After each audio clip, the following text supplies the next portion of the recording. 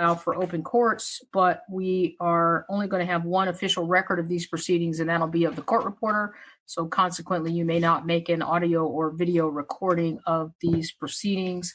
Under no circumstances may any person privately chat with a witness while the witness is testifying. And of course, no one at any time may privately chat with the judge.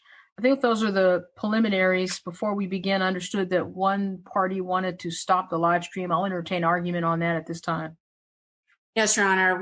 We have presented the court with examples of not only recording, but also mashing up, including about Your Honor and everyone else. I don't want to get too into it to just feed the Twitterverse if I start talking about it. But what if you would link to what I've already sent you, you will see extensive conversation about the fact that no judge can make them stop downloading this, that somehow or another you don't have the copyright to it, which of course you have the right to control your courtroom as you'd like. I'd also add that both sides have designated some of the documents that we're going to be discussing today as attorney's eyes only, which certainly when we're talking about those trade secret matters, that will need to be off the YouTube regardless. But in light of the promise from the folks on Twitter that they were going to continue this, I would think that the court would want to exercise its discretion to close this down. Anybody opposed to that request?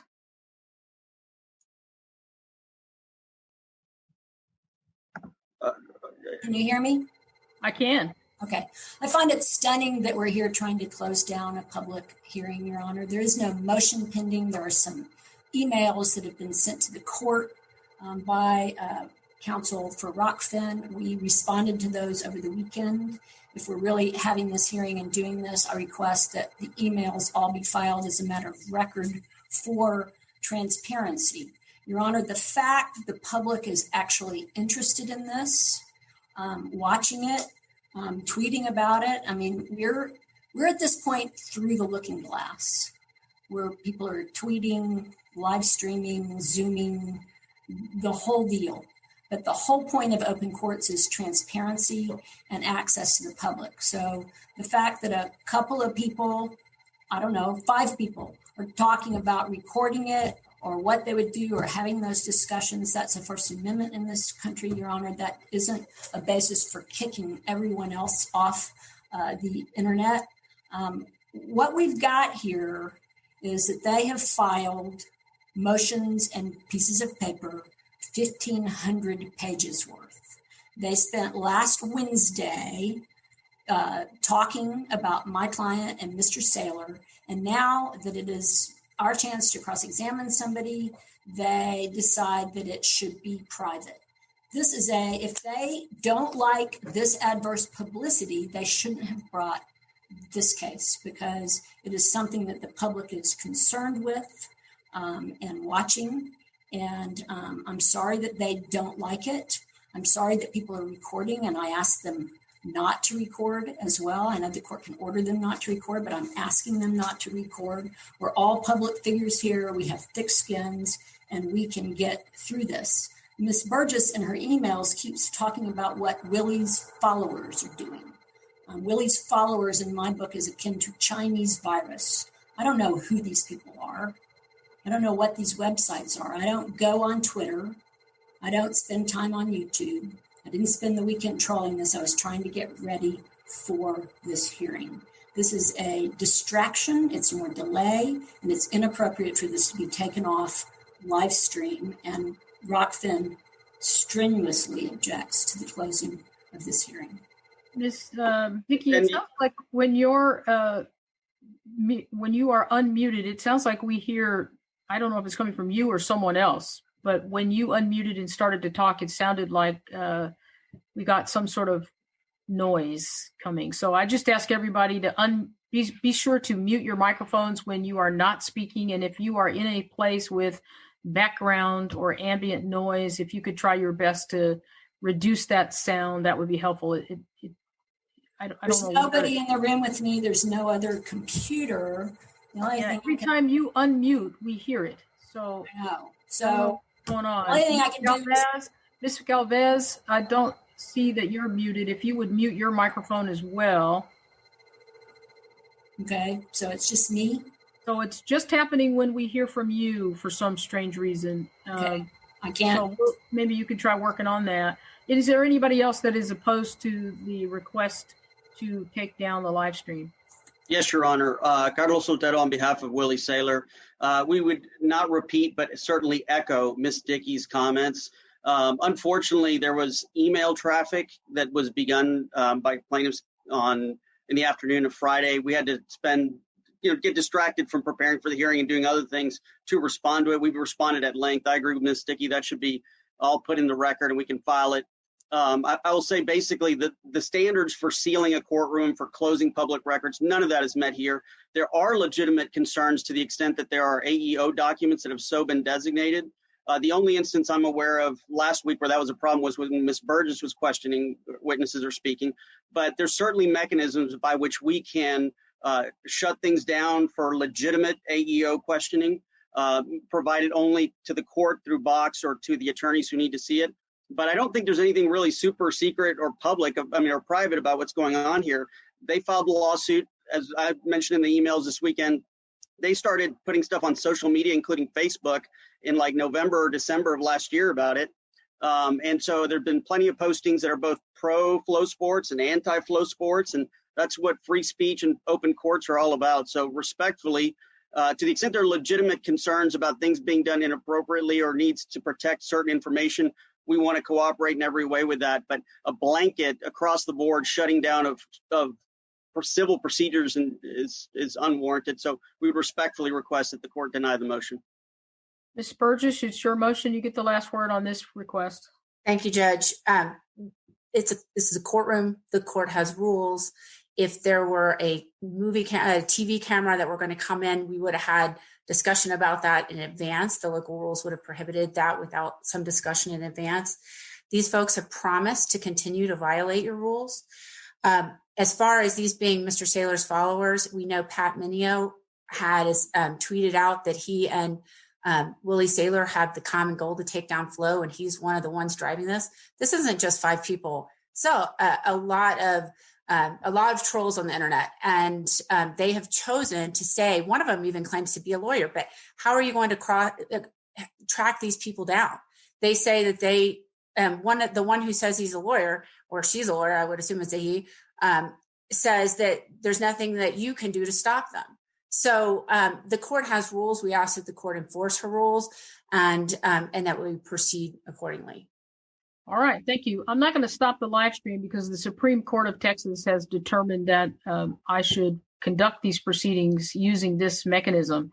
I think that this might be a reason to perhaps discuss these issues with the Supreme Court in the larger context, not so much in the context of this case, but in the larger context, because of course the court will have to balance issues of privacy and issues of the protection of any particular proceeding from a kind of circus atmosphere, and balance all of those things against the public's right and interest in the public proceedings that courthouses typically provide. And so while I have some concerns, like you do, Ms. Burgess, about many of the issues you've raised, I also am directed by the Supreme Court to make it available unless I find that there is good cause not to do that.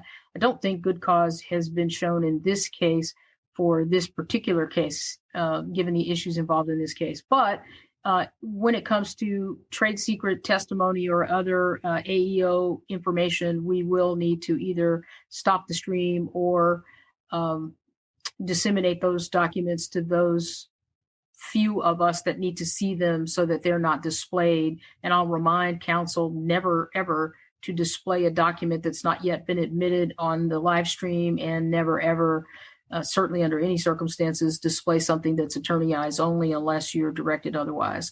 So let's keep those rules in mind, and I think we ought to be able to get through it.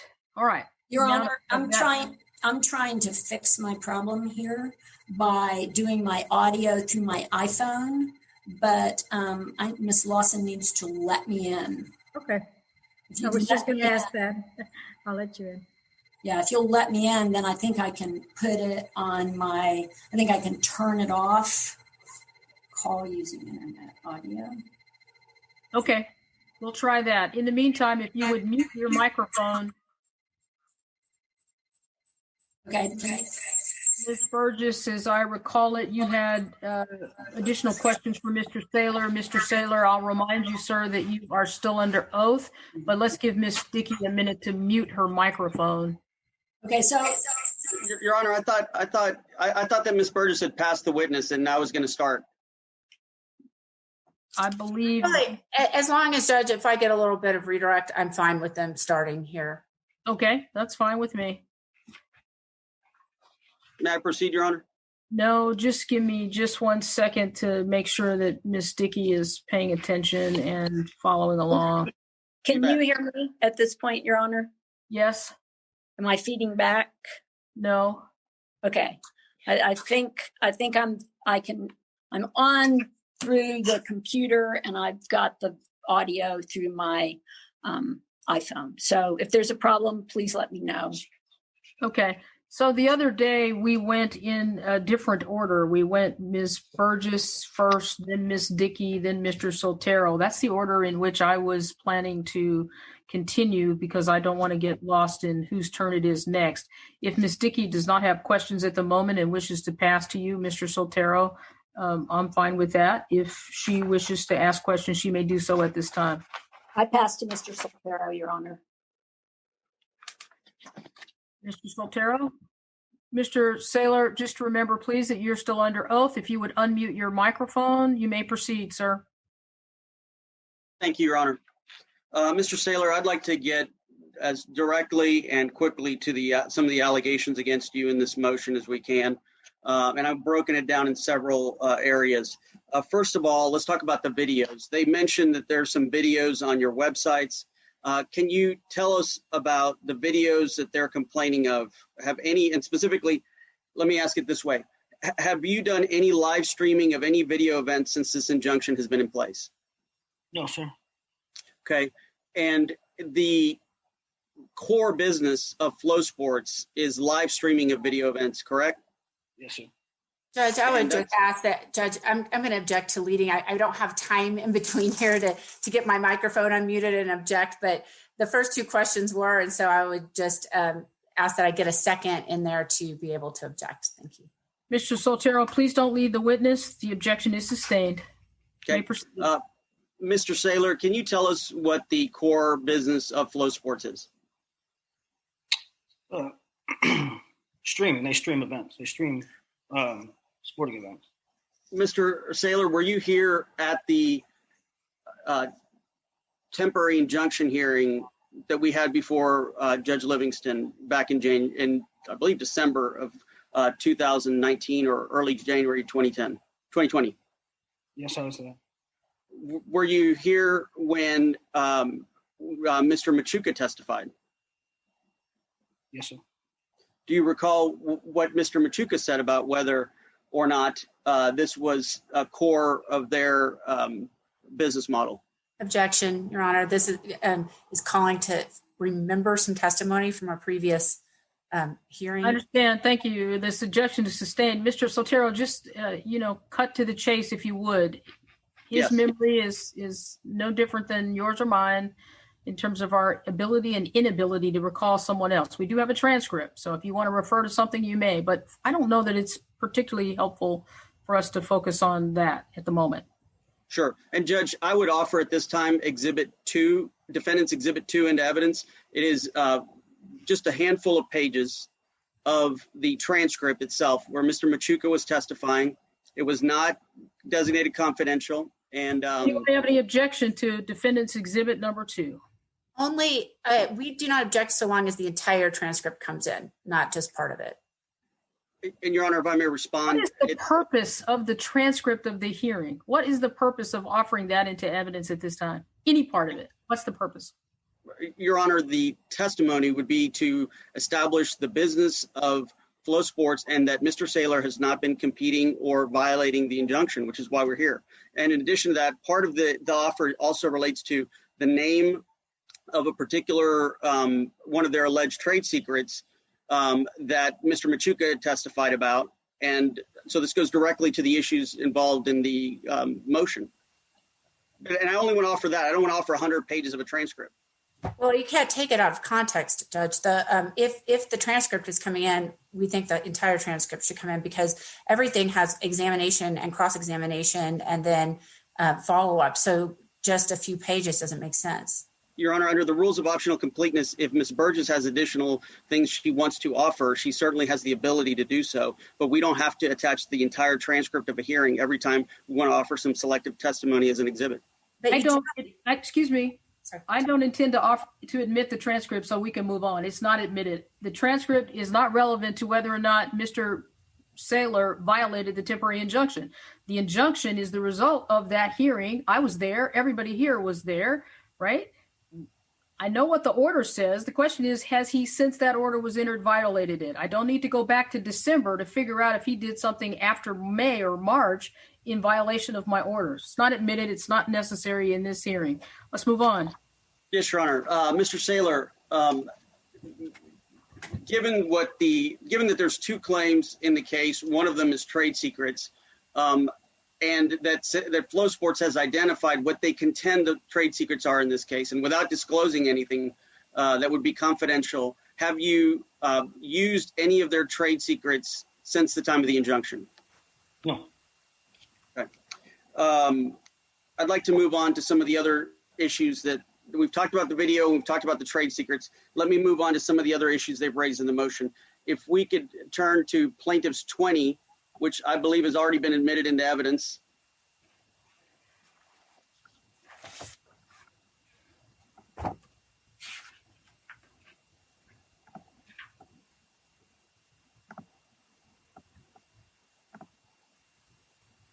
And Your Honor, I'm trying to get it and share the screen if I may.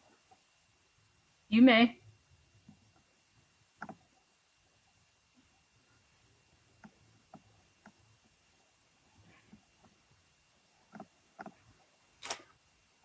Okay. All right. So,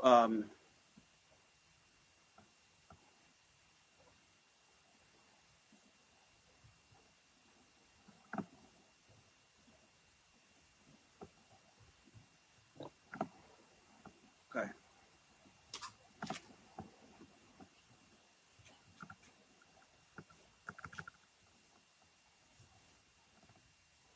All right, there we go.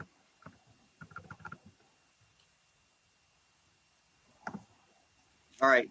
Mr. Saylor, can you see Plaintiff's Exhibit 20? Yes, sir. Okay, this is an exhibit that plaintiffs contend somehow shows that you did not comply with the injunction. Can you Mr. please? Sotero, let me remind you that this is question and answer. You don't get to testify. So your description of the document would just be in the nature of you testifying, which of course would be inappropriate. The document has been admitted, as you've indicated. Just ask him a question, please. Yes, Your Honor. Mr. Saylor, can you tell us what happened in connection with the event that's referenced in Plaintiff's Exhibit 20? Yeah, I had tweeted that. So every year there's a tournament. It's called the Cadet World Team Trials. It's cadets is an age designation. They're 15 to 17 or 14 to 17, and they compete in this tournament. And the winners represent the United States at the Cadet World Championships. So I had tweeted. It was canceled because of the COVID situation. I had tweeted, it's such a shame. You know, these kids look forward to it every year. For some of them, they look forward to it from the time they're 10 years old. And I tweeted it was a shame that it was canceled. And so, I don't know, sometime after that, I don't know, a month, 2 weeks, I don't know, a guy just messaged me. He said, hey, I think you're right about it. It's a shame that the trials were canceled. I'd like to get something going. Oklahoma is the only state open. I said, what are you asking me to do? He said, I don't need you to do anything. Just, I don't have a platform. If you could let people know that it might happen.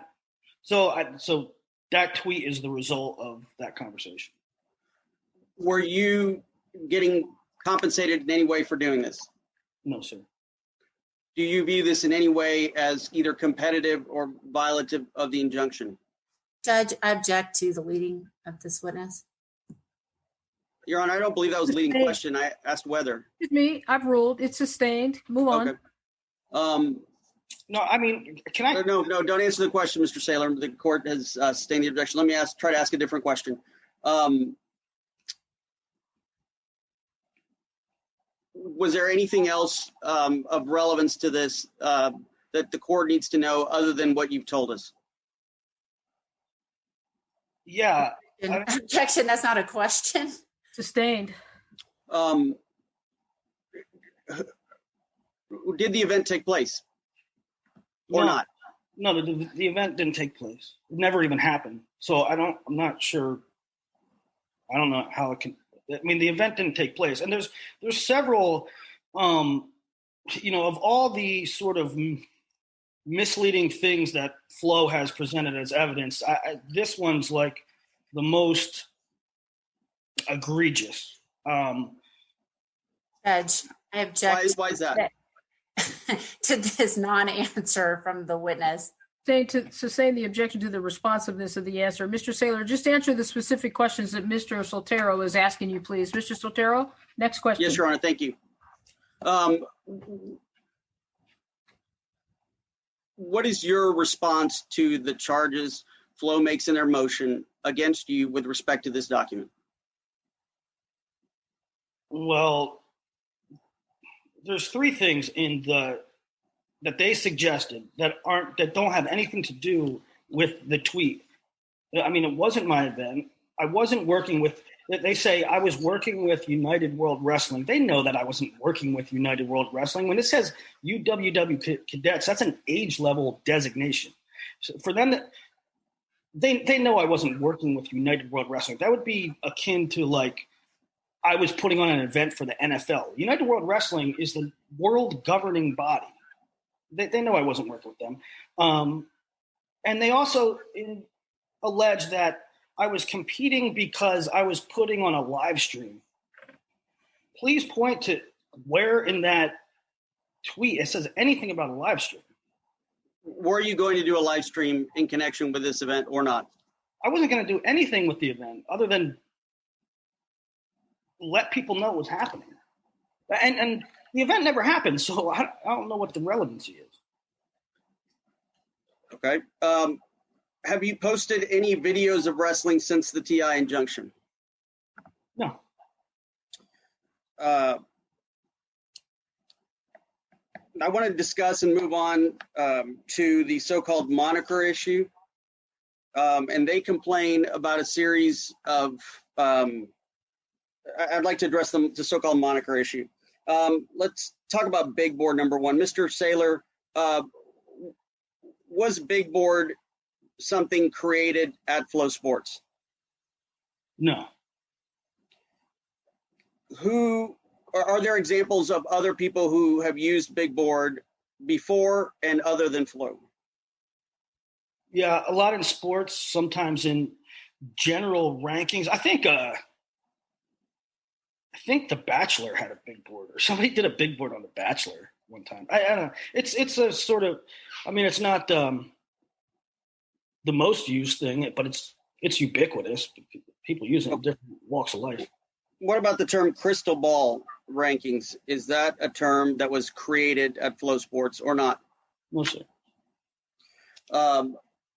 Let's talk about the greatest mind in wrestling. And by the way, let me back up. With regards to Big Board, since the injunction, have you used the term Big Board, whether or not it's a FloSports created term? No, I just wanted to. I mean, I think that I could use it under the terms of the injunction, but I don't want to ruffle any feathers. I haven't used any of the monikers, except I think I had a policy with myself, don't use them. I think I could use them. I think it's legal. But I'm not going to use them because I don't want to ruffle feathers. There was that tweet with the brain emoji. I didn't want to. I didn't want to do that just because I knew that they would claim something, and so maybe maybe one or two slip ups, but I haven't used any of the monikers otherwise. And for the Greatest Mind in Wrestling one, I took Judge Livingston didn't say I had to. I took all those down off my site just to be square, just to be safe. And with regards to who's number one, have you used that as a moniker or something for yourself that you're somehow suggesting, people should follow you or subscribe to you because of who's number one? No, sir. I think once I said it was mine. It was my baby, in so far as I started it, but that's the only time I've used that term. And if I could direct to Plaintiff's Exhibit 9, which I believe, Your Honor, Plaintiff's Exhibit 9 is in evidence, or after we conferred over the weekend, there was no objection to it. Well, those are two different things, Mr. Soltero. Yeah. It was not admitted at our hearing. I have no objection, Your Honor. Okay, so Your Honor, we at this time offer Plaintiff's 9. Plaintiff's 9 is admitted without objection. Okay, and Your Honor, if I may share the screen on Plaintiff's 9.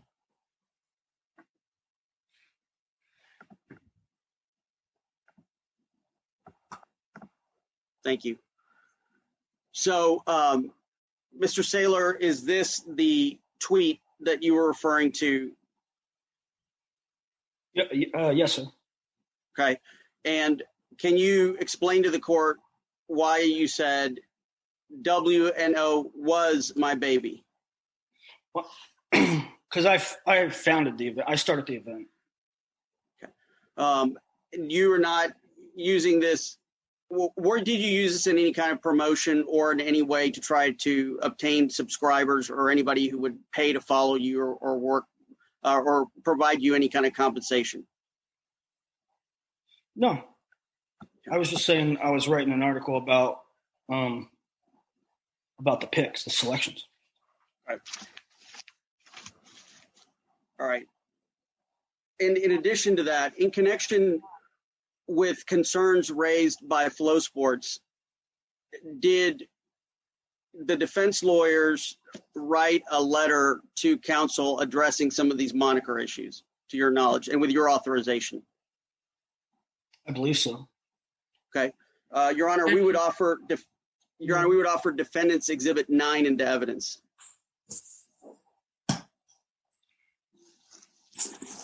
I'm sorry, I apologize. Defendant's Exhibit 4 into evidence. 4. Any objection to Defendant's Exhibit number 4? I am. And just to be clear, this is going to be marked as Defendant Saylor's exhibit as opposed to Defendant Rothkin's exhibit.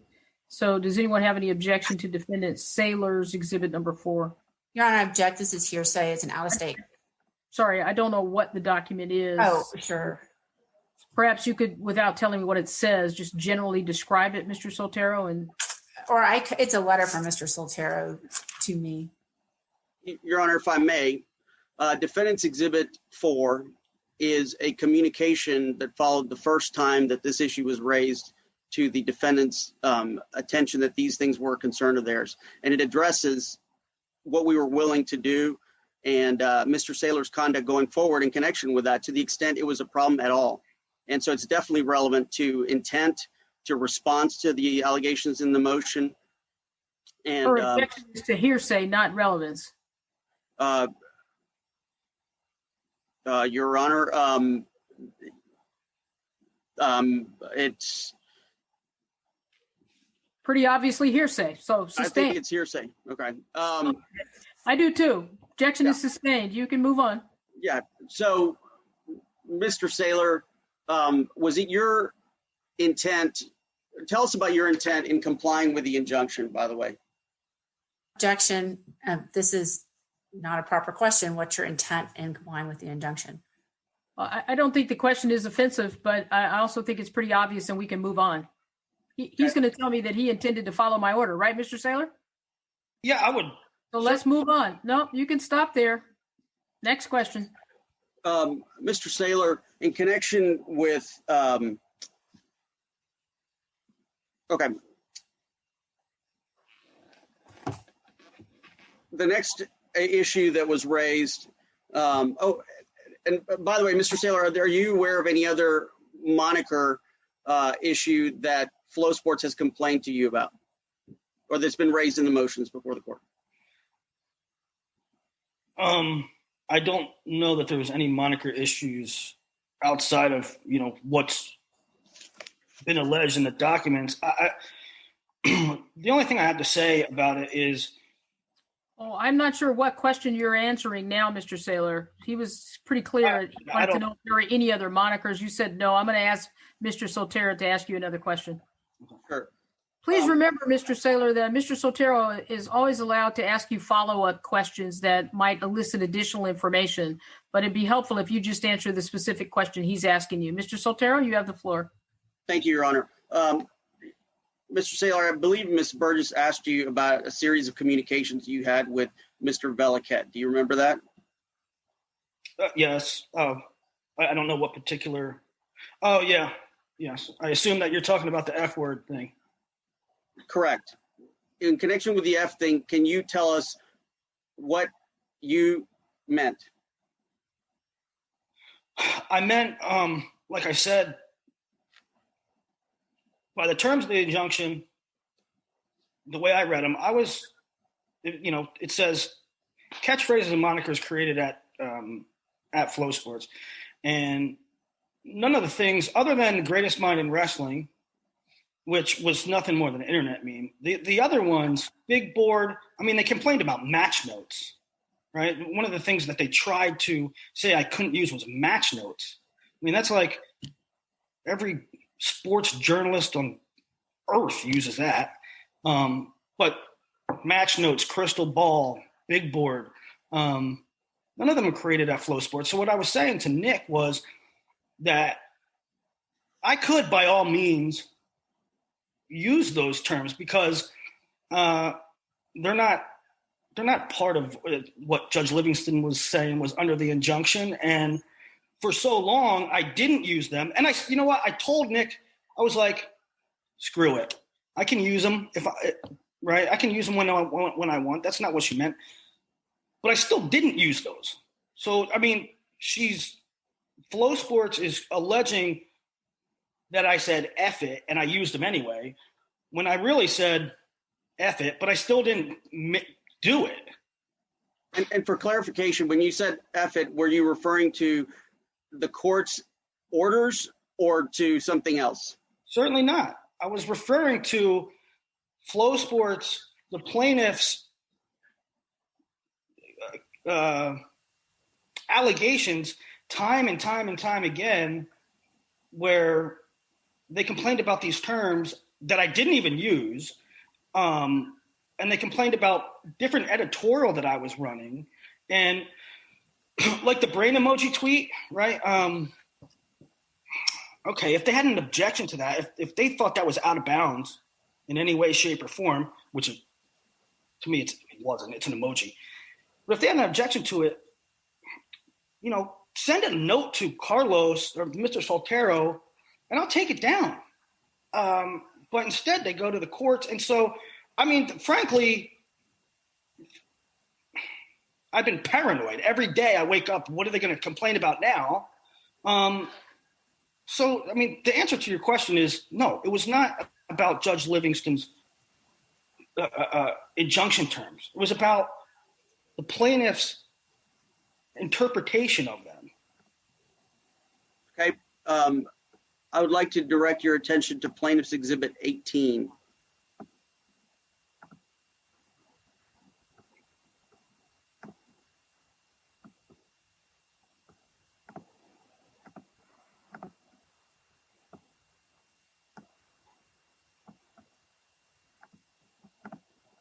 And Your Honor, may I share the screen on this one?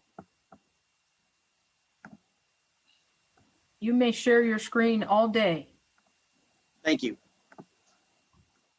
I'm not sure that that's been admitted. Has it? Plaintiffs at 18 has been admitted. Oh, okay, great. And I didn't have an objection. I just wanted to check. Mr. Saylor, do you recognize Plaintiff's Exhibit 18? Yes, sir. Why did you believe that Plaintiff's Exhibit 18 was something that you could write consistent with Judge Livingston's injunction? Because it had just happened. What do you mean by it just happened?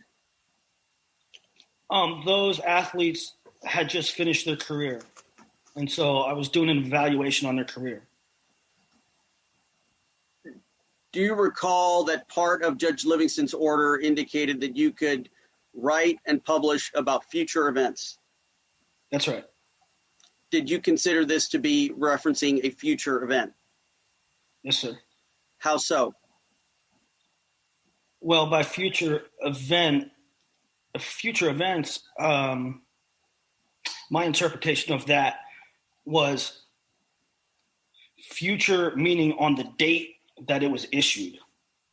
Okay. Can you explain that for us? Yes. So Judge Livingston entered the terms of the injunction or set the terms of the injunction on a particular day. I forget the date. And when I read that, my interpretation of that meant, now, Mr. Saylor, you can't go back. You can write about wrestling, but you can't go back and start filling in the gaps and write about stuff retroactively from when you were prohibited from doing that. Okay. When I didn't take that order to mean I can only write previews, because that would have been a very narrow window, right? I mean, I would think that Judge Livingston would allow me to, if a wrestling match happens right now, that 5 minutes later, I'd be able to write about what happened in that match. Let me see if I can understand a little better. Although it says 2013, did this reference an event in 2020? Yes, sir. Explain that. So they had just competed at their conference tournaments. They just competed, the Big Ten championships, the ACC championships. And so that was part of their evaluation. So was this a commentary of something that occurred in 2020? Yes, sir. And the reason it references 2013, does that have to do with when that class began going through school or what have you? That's or right. what is I'm sorry? Objection leading. Your Honor, I'll rephrase the question. Why did you title this article 2013 Best Values, Biggest Busts? Because all those kids graduated high school in 2013.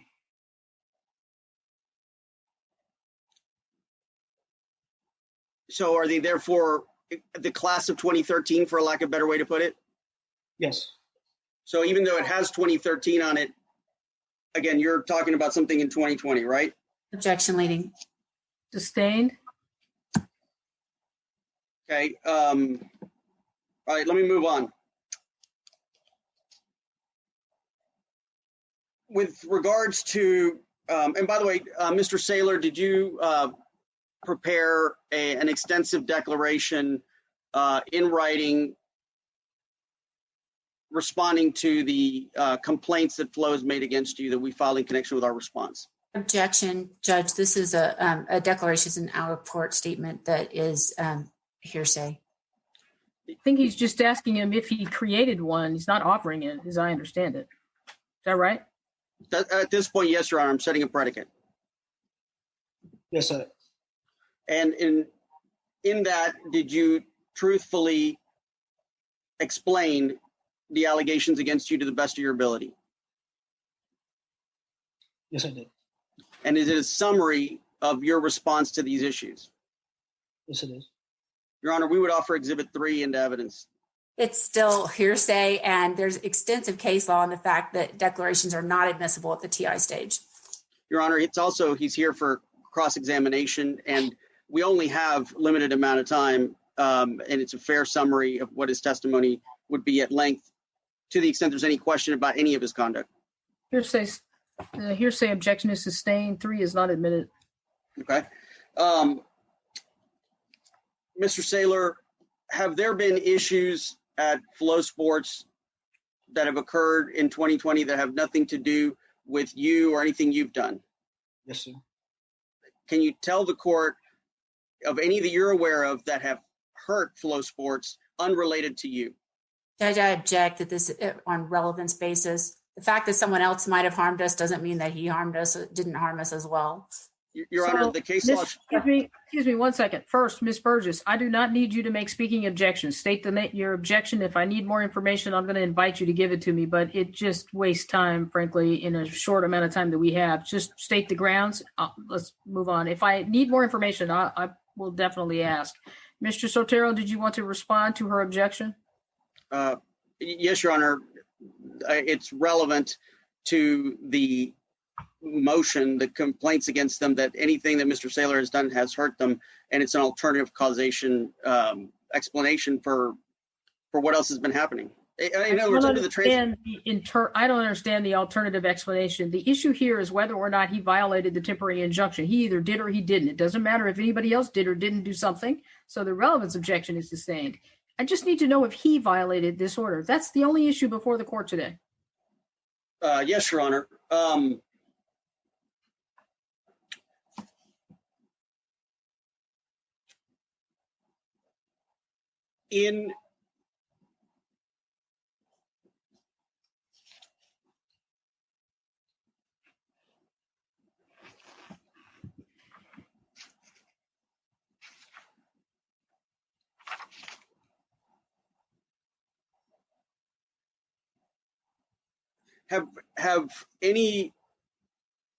What have you been doing with regards to your work since the injunction was issued to comply with the order?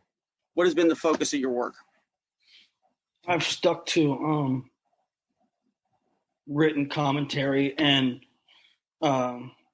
it's, I can't do anything video, so I can't do a show. I can't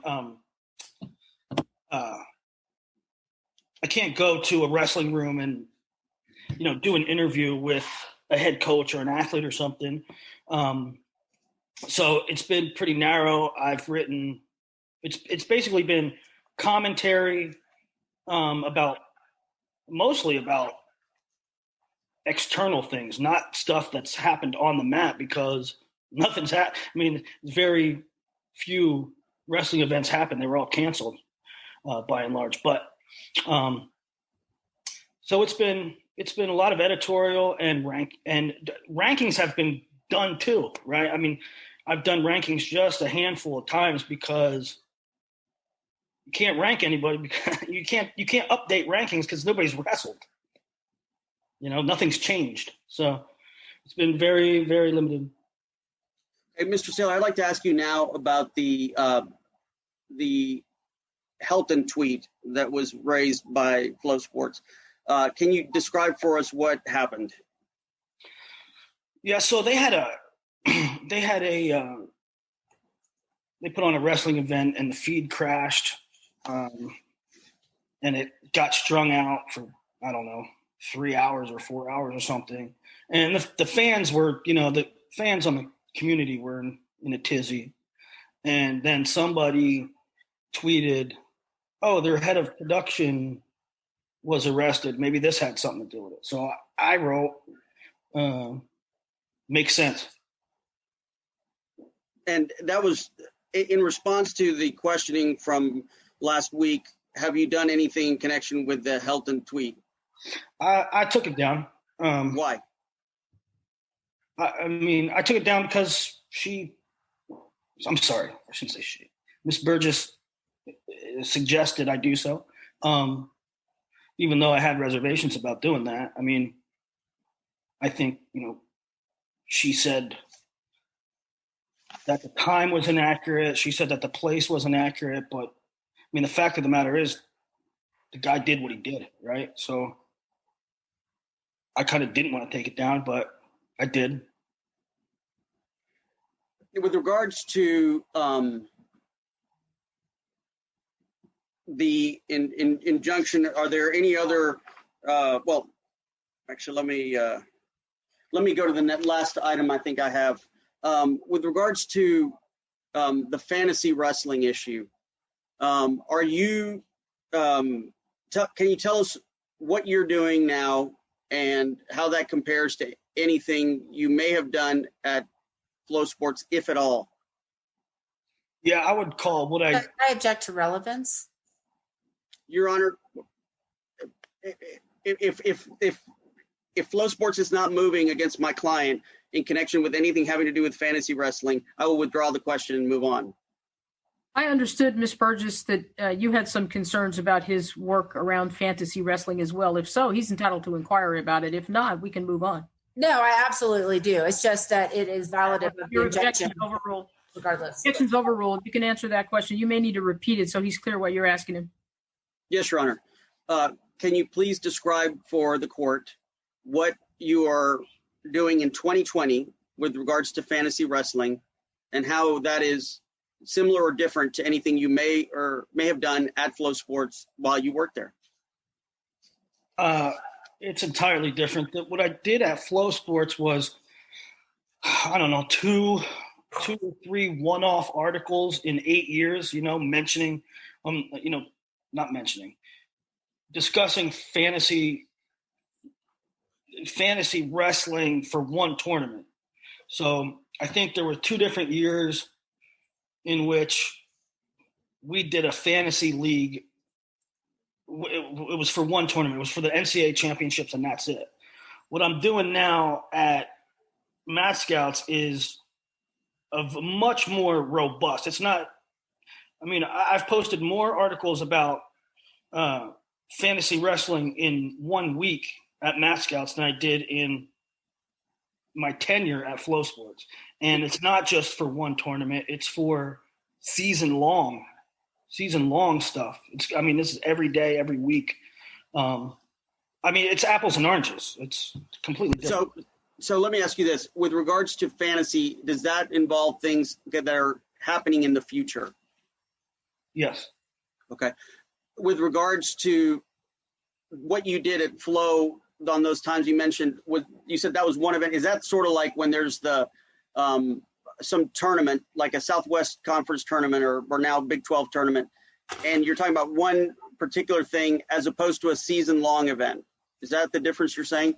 Objection, lady. Sustained. Can you describe for the court the difference between what used the words fantasy in connection with work before and how it's similar or different from what you're doing now? So the difference is for 2 different years at Flo, the people at Flo made their picks for the NCAA tournament, right? They picked guys for the NCAA tournament, kind of like you do with March Madness. So it's sort of like a March Madness thing for basketball. People took their wrestlers. What I'm doing now is for every day, the whole entire season. And does that involve doing something on a future basis? Yes, sir. Okay. Your Honor, we may have some more questions, but I think at this time I'd pass the witness. Ms. Burgess? Yes, Judge. Mr. Bouchon, let's start with exhibit, or if everyone could look at exhibit P16. I believe that it's agreed. But I'm just going to check. Yes, it's agreed. So, let's just move for admission of it first, because I think that the defendants asked that we move for admission of each one. Any objection to plaintiff's exhibit number 16? No, no objection, Your Honor. Ms. Dickey? No objection, Your Honor. It's admitted. Mr. Saylor, you just told the court that you hadn't used the term big board since you left FloSports. Since the injunction, correct? That's right. I don't believe I did. Yet here we are, February 11th, your posting on Rockfin includes the big board, right? Where's that at? Eric, can you pull that up for us?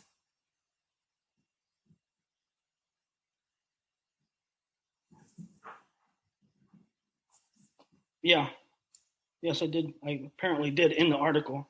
Not as a title. I didn't title it that. I used it as a term in an article.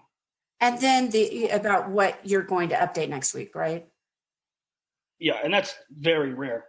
Now, let's go to Exhibit P48, also agreed, but I move for admission of it. Did you say No objection, Your Honor. Did you say 38? 48. 48. No Mr. objection, Your Sotero Honor. has no objection to 48. Ms. Dickey? No objection, Your Honor. 48 is admitted. Okay. And let's start with Big Board, Eric, Mr. Boucheron. Now, Mr. Saylor, you understand that these are ads that Rockfin pays to run to support and promote your trade name of Mad Scouts, correct? Yes. Yes, ma'am. And when you were talking to Mr. Velikat and you said that you didn't give an F about the restraint, you were talking about these kind of ads that he was going to run, right? I don't know if that's, I don't know. He was asking you whether he could use the monikers in running ads, paid ads that Rockfin takes out to promote you, right? I don't know that. I don't remember what we were talking about. Let's look at I know we were talking about I know we were talking about the monikers. I don't know for what purpose we were talking about them. You know that Mr. Velikat is in charge of running the paid ads for Rockfin, correct? Yeah. And you know that that Rockfin spends money on Facebook and otherwise to advertise you. And lots of other people, yeah. And here we have them paying money to advertise you with Big Board, correct? Yes. And then if you scroll in a little bit more, you'll see that even the picture has a picture of a FloSports tournament from when you worked at FloSports, correct? Yeah. Wow. Okay. And now let's look at the use of the term greatest minds in wrestling in the same document.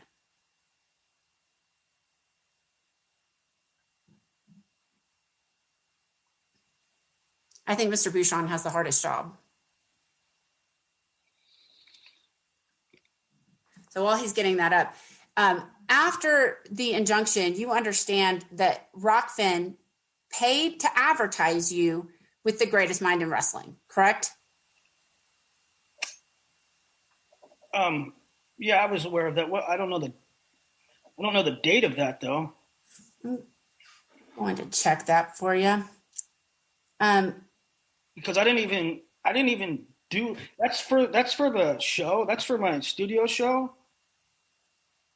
Well, I'm going to ask Ms. Galaviz to send me the date for that so I can ask you about that.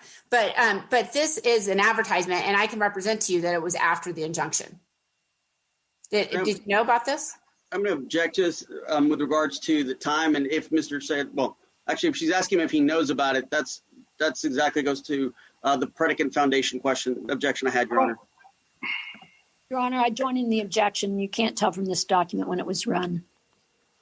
I don't understand the objection. So to the extent that they are objecting that you're testifying, Ms. Burgess, I'll sustain that objection because, of course, just as Mr. Sotero was admonished, you should be admonished as well, that your comments are not testimony.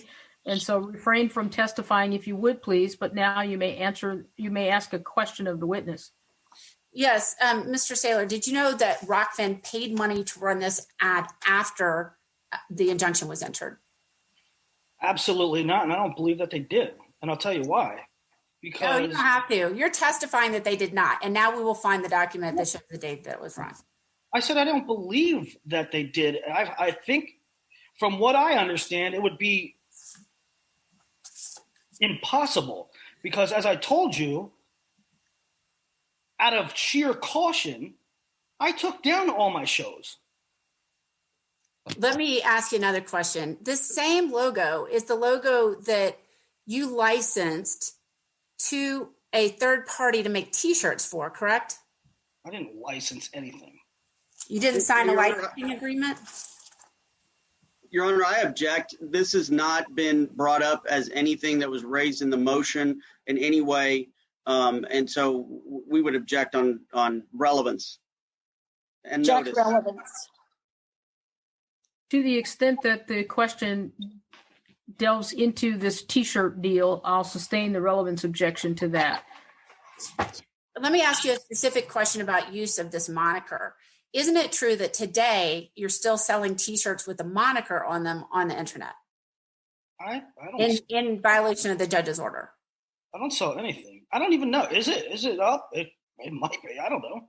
And isn't it true that you get 20% of the revenue from that? I have never received a nickel.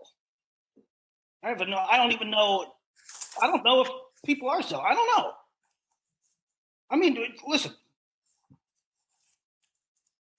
You engaged in licensing communications with Scrap Life, correct? Yeah, some guy asked me if he could print T-shirts off with it. I said, sure, I don't care. I mean, this is definitely pre. Your Honor, I'm going to object to all of this line of questioning on relevance. This is definitely pre-junction. Mr. Saylor, hang on a minute. Ms. Burgess is going to move on. And Judge, just for the record, that site is still up, still selling this T-shirt about. Again, if you have witness questions for the witness, you may ask him, but otherwise your testimony is not appropriate at this time. You're ever appropriate. Yes, Go ahead. What's your question? Mr. Saylor, are you saying you're not aware that this is still up on the internet? Objection relevance, Your Honor. Sustained. Now, let's go to Plaintiff's Exhibit 9, which again is not yet admitted, and we offer it, but it is agreed. Your Honor, I thought no objection. Plaintiff's Exhibit 9 is admitted. It's already been admitted. And let's go to let's go completely second to Exhibit 10, which I believe hasn't yet been admitted, but is agreed. But correct me if I'm wrong. Is there any objection to Plaintiff's Exhibit number 10? No objection, Your Honor. No objection, Your Honor. Plaintiff's 10 is admitted. In Plaintiff's 10, do you see here you have, you're talking about, you're linking to a Rockfin article about who's number one, correct? There's absolutely no link in there. You're not referencing, are you reference? Oh, here you go. Here's page 2. You see that? Yeah, I see it. You can't click on that and get to an article. Is that what you're saying? Not the first one you brought up. No. They're both part of the same exhibit, so I can see why you're confused. But this is the same tweet. Yeah, that links to an article. Okay, and so if you clicked on that, you could register for Rockfin, correct? Yeah, unless you're already registered, in which you can read an article. So instead, you are. So what you're doing is you're talking about who's number one, which you say was yours, and then you link to a way for people to register to Rockfin, correct? What? No. This is the original tweet. I know you're not on Twitter, but this is the original tweet. And you're talking about who's number one, which is a FloSports event, correct? Yes. In this article, yes. Now, let's go to, let's talk about the Helton tweet that you said you wish you hadn't taken down. You said, you first of all, you didn't take it down until this morning, correct? Your Honor, I'd object to the sidebar counsel. Sustained. No, I'm sorry, I don't understand. I think she's asking him she's trying to ask him a question, but it was a little unclear, Ms. Burgess. Perhaps you could rephrase your question to him. Certainly. You didn't take down the Helton tweet until today, correct? I think I took it down yesterday. And the tweet itself is false, correct? No. No, okay. So you know for a fact sitting here today that this event didn't happen in 2020, correct? Yeah. Yeah. I'm sorry? I mean, the points you made, okay, you educated me on it, right? I didn't know it didn't happen on that date. I didn't know it didn't happen in that location, but the man punched his wife in the face. That happened. And you know today that Flo had no involvement in that. What does that have to do with me? You retweeted and agreed that it caused a glitch No, in the July 25th, 2020 event. No. Somebody offered that as the reason. I said it made sense. I can't believe we're talking about this. Now, last week when we came to court, it turns out that you were following Twitter during court. No, I was not.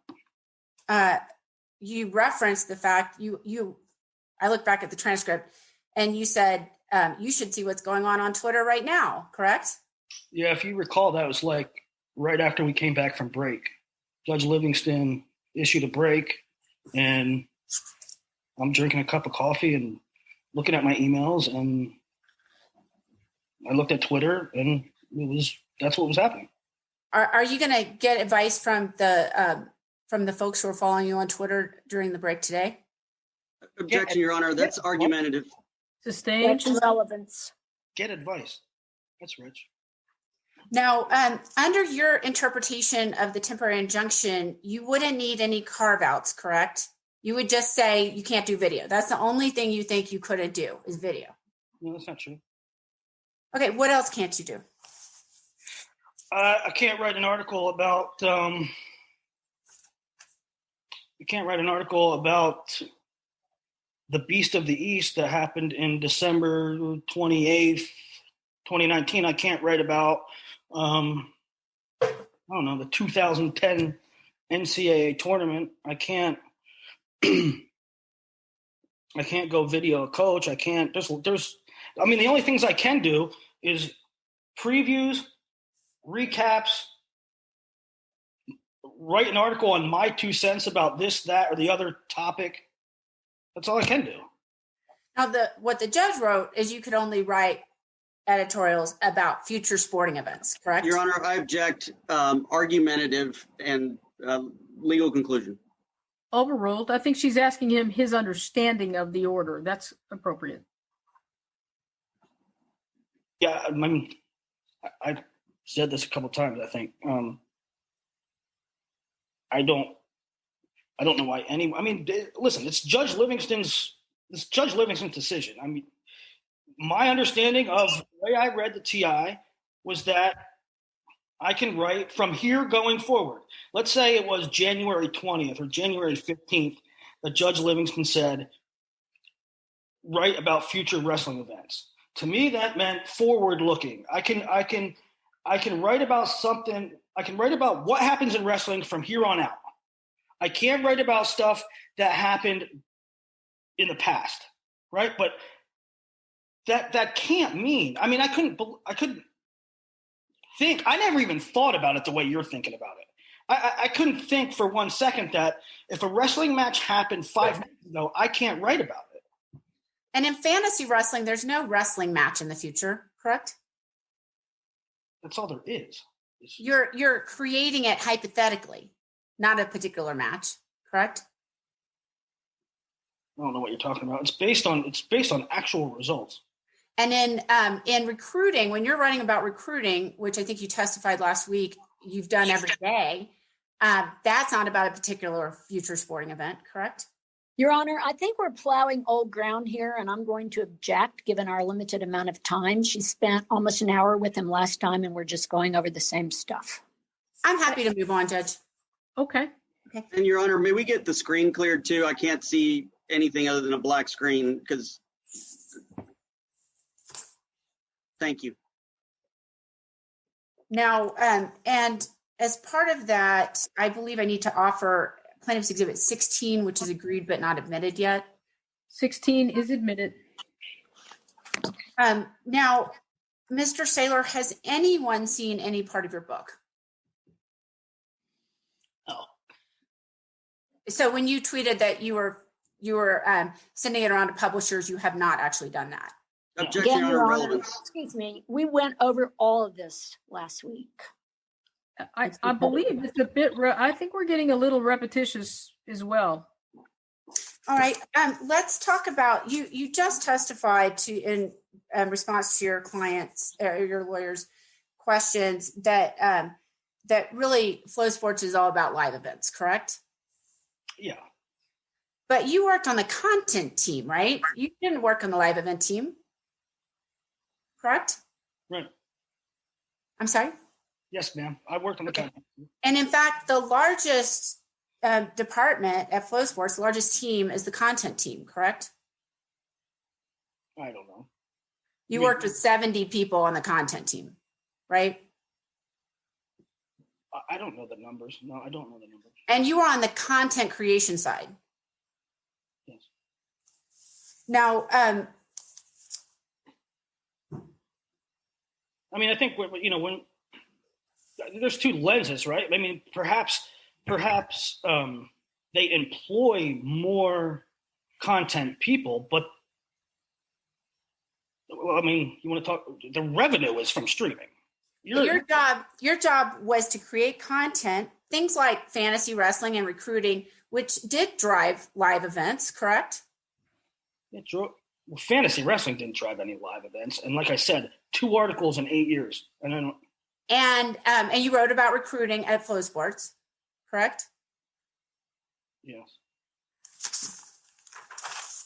Now, let's talk about the event that you were discussing in Oklahoma. It wasn't that you tweeted that you were going to write about it, right? You tweeted that you were going to put this event on, correct? No. Let's pull up that tweet. I think I wasn't putting it on. Somebody else was putting it on. Mr. Boucheron, can you pull that up? It's admitted.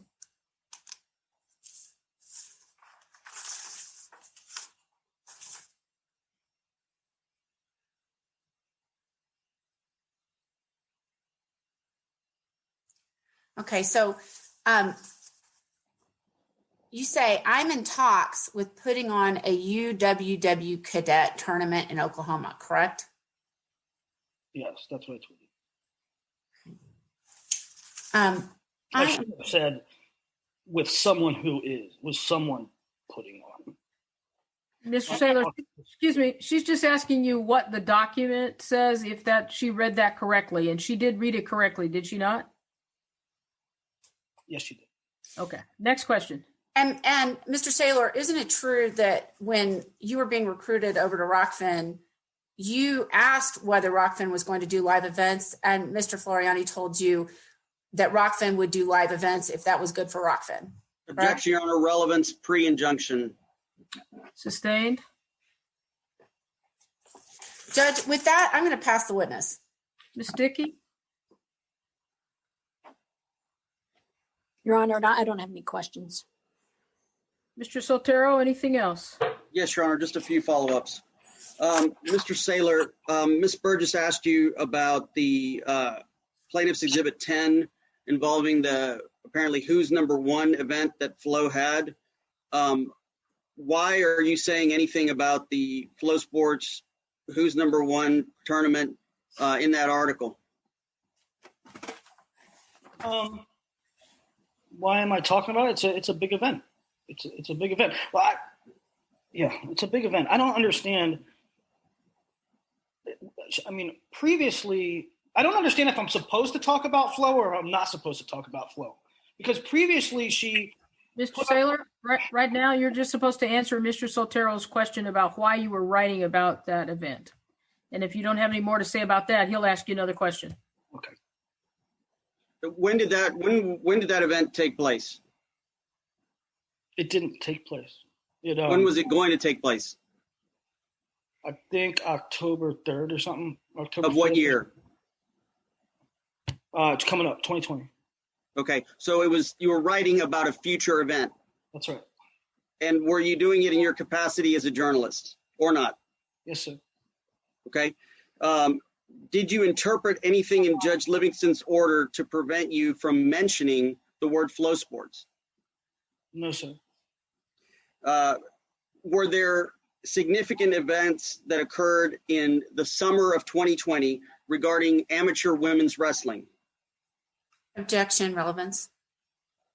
Your Honor, I can't determine whether it's relevant yet or not, depending on whether or not it has to do with the events you asked him about the other day with regard to the comment about the women participating or not participating. So perhaps you could fast forward, Mr. Soltero, to clear that up for us. yes, Your Honor, I will. Mr. Saylor, can you explain to the court and put in context the tweets relating to women's wrestling as it relates to any event that occurred in the summer of 2020?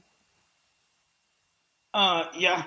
So Flow Wrestling was putting on an event and they didn't include any women on the card. And that caused an uproar within the community.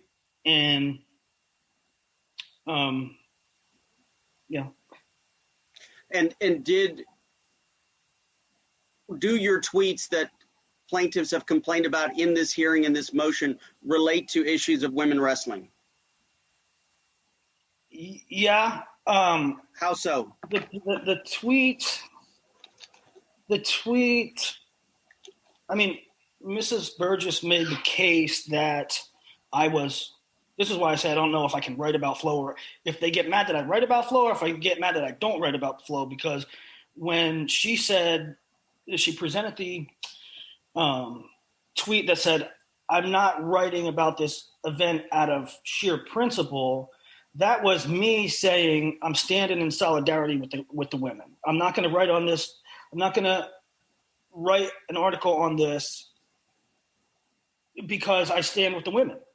And so apparently they got upset that I didn't write about that event, but then they did get mad when I wrote about the Who's Number One. So I'm not exactly sure I can't win, I guess. And in the amateur wrestling world that you write about, were other people unrelated to you raising issues about women's wrestling that you then were commenting on? Objection, leading, and relevance. The relevance objection is overruled. You asked him about the same issue, but the leading objection is sustained. Yes, Your Honor, I'll rephrase. When you tweeted about women's wrestling in the summer of 2020, what was the reason why you were doing that? I didn't tweet much about women's wrestling as far as me starting the conversation. When Flo didn't put women on the card, the whole wrestling world got on top of them and pressured them. Now I would respond to tweets, and the plaintiff. Go ahead. Were you done? I'm sorry, Mr. Saylor. I didn't mean to interrupt. No, the plaintiff has taken things that Mr. Saylor, sounds like you're answering a question that wasn't asked. So I'm going to ask Mr. Soltero to ask you another question. Okay. Thank you, Your Honor. Mr. Saylor, were you aware that things were occurring or being discussed in the amateur wrestling community about FloSports and women that had nothing to do with you? Were you aware of that? Objection, leading. I'm going to overrule that objection. You can answer whether you were aware of something or not. Yeah, there were several things that were going on. He's just asking you if you were aware. He's going to ask you another question now. Yes, Your Honor. Thank you. And Mr. Saylor, were your tweets written because they were an event going on at the time, or were they written for some other reason? What was the reason why you were writing these tweets? Which tweets in particular? The tweets that we were referencing earlier that you said involved women's wrestling issues. I was writing them to support the women. Yeah. Okay. And that was something that was going on completely independent of you and that you in no way initiated or had any direct involvement in. Objection, leading. Sustained. Yes. I'll move on, Your Honor. Did you interpret Judge Livingston's order to prevent you from publicly commenting on Twitter or any other platform independent of Mad Scouts or Rockfin or anything like that? No. What? As long as what I go ahead. And this goes back to something. This answers your question and goes back to something that Ms. Burgess brought up, is about my limited scope. I think what a lot of people miss, and what hasn't been brought up, I mean, I didn't have a reason to bring it up till now, but is it's not just the content that I create, right? It's not just, well, Willie can and cannot do this as content on Mat Scouts.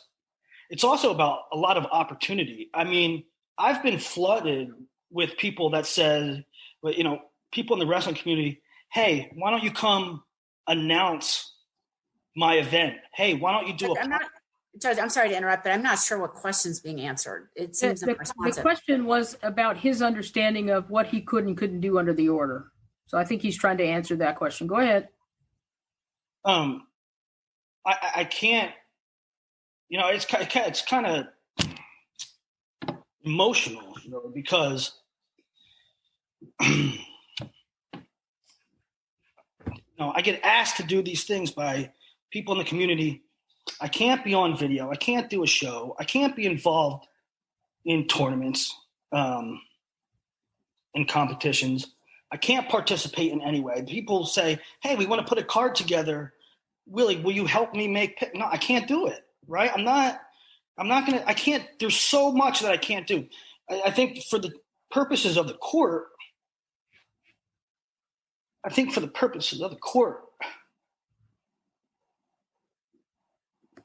everybody thinks about it in terms of articles and rankings. But there's a lot of other things. No further questions at this time, Your Honor. Ms. Burgess, anything else for this witness? Yes, just very briefly, Judge. Mr. Saylor, you signed an agreement, right? A contract that said you wouldn't compete, right? Yes, ma'am. And then the judge enforced that with an injunction, correct? Yes, ma'am. And then did you just testify that you didn't think that injunction affected your tweets?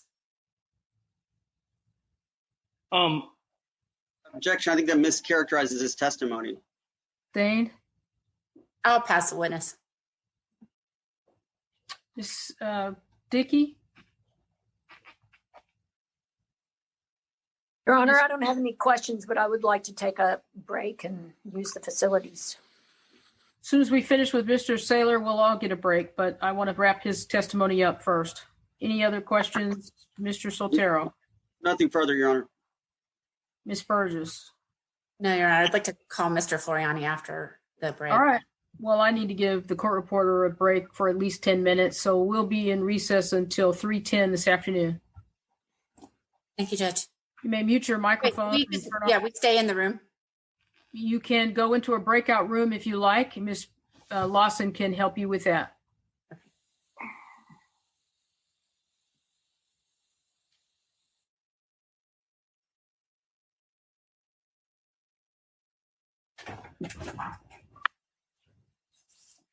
Thank you, Judge. FloSports calls Martin Floriani.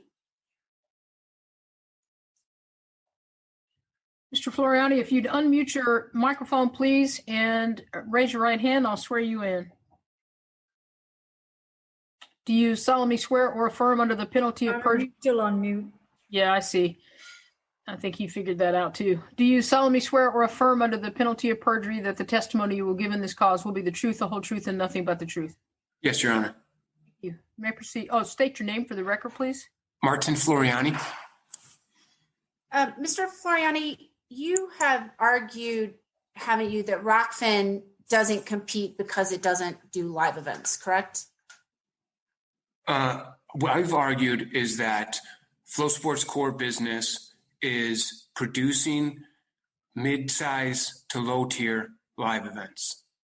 And Rockfin does not go out and produce. We don't own any camera equipment. We don't own any intellectual property around software around producing live events. But that's never what Mr. Saylor did at FloSports, was it? He worked on content, right? Yes. He didn't go out with a camera and produce the event. Yeah, I mean, he mostly did not. There may be a time when he did, but. And the fact is that what he did for FloSports is what he's doing on Rockfin, correct? He wrote articles, and he also had video streaming, which he's apparently not doing right now, correct? Yeah, so that he is doing some of the things that he did at FloSports, but that's not all the things he did at FloSports. He did a lot of things at FloSports, a lot around FloSports live events as well. So, I mean, speaking of producing, Your Honor, excuse me, I'd like to interject an objection to relevance here. We're here on whether this injunction has been violated, not retrying the entire injunction. So there's no question on the table at the moment, but Ms. Burgess, I would ask you to just focus on the motion for sanctions and the motion for contempt. Right. Yes. Okay.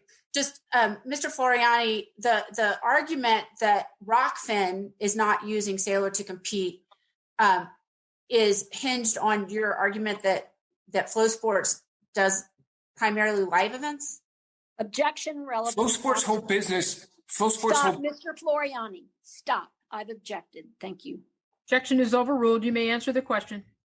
FloSports' whole business model is in and around producing and acquiring the live rights for middle-sized to low-tier events. That's what they do. When you were CEO of FloSports, what percentage of events did Flo produce versus taking a live stream or taking a feed? I don't remember, but now what about? I'd say that when we signed the contract, it was almost all of them. Isn't it true that that Rockfin will be announcing in the next few days a live event for Penn State University in wrestling? Penn State, from my knowledge, is putting on, I wouldn't say Penn State, so that's not true. No, Penn State is not putting on a live event. Penn State is going to have a wrestling tournament, and you're going to air it live on Rockfin, correct? No, that's false. Penn State University is not putting on any live event. What's happening? What question is that? Excuse me. I don't know how that could possibly be a violation by Mr. Saylor or Rockfin of the current injunction. So let's move on. Now, isn't it true that when you exited Flo in 2018, you remained on the board of directors through May of 2018? Correct? I had shares and I was on the board of directors, yes. Okay. And you still have shares, correct? Yes.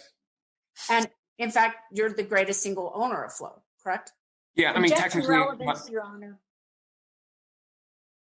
Sustained.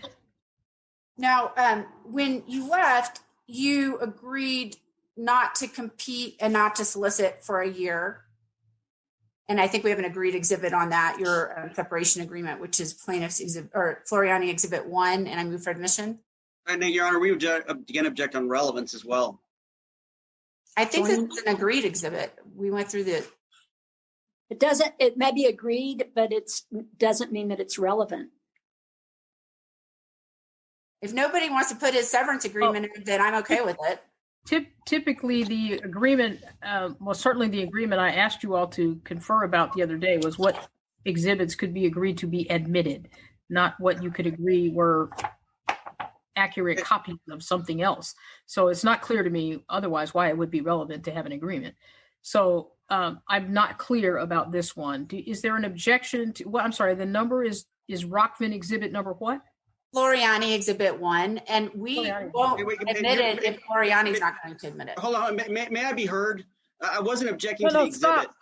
Stop. Hold on. I just want to get clear about what she's offering. She wants to offer Floriani exhibit number 1, and I just want to know if there's any objection to that document.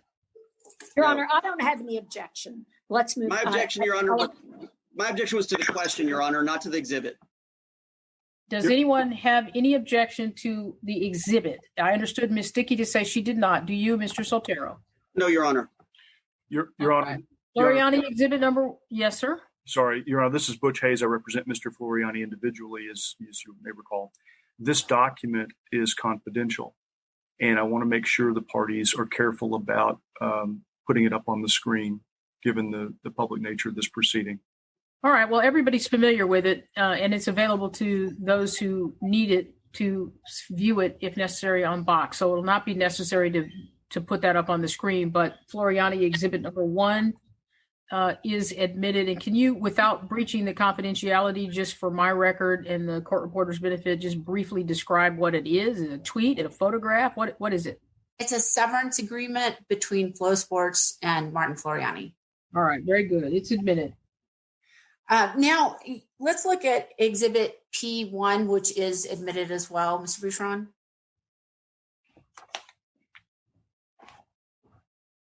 Mr. Floriani, you signed Willie Saylor's non-compete on behalf of FloSports, correct?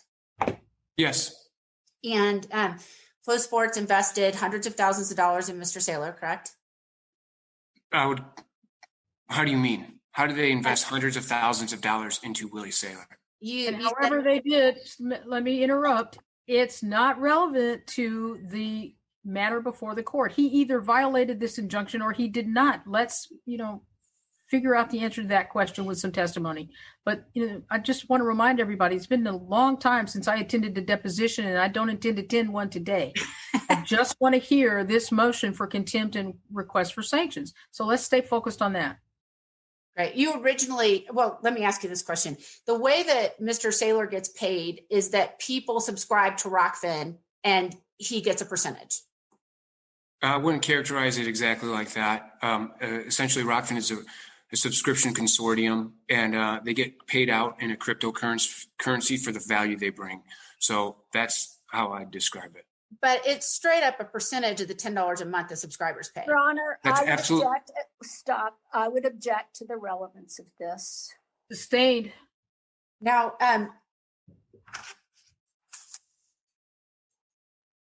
you agree that you want subscribers on Rockfin, correct?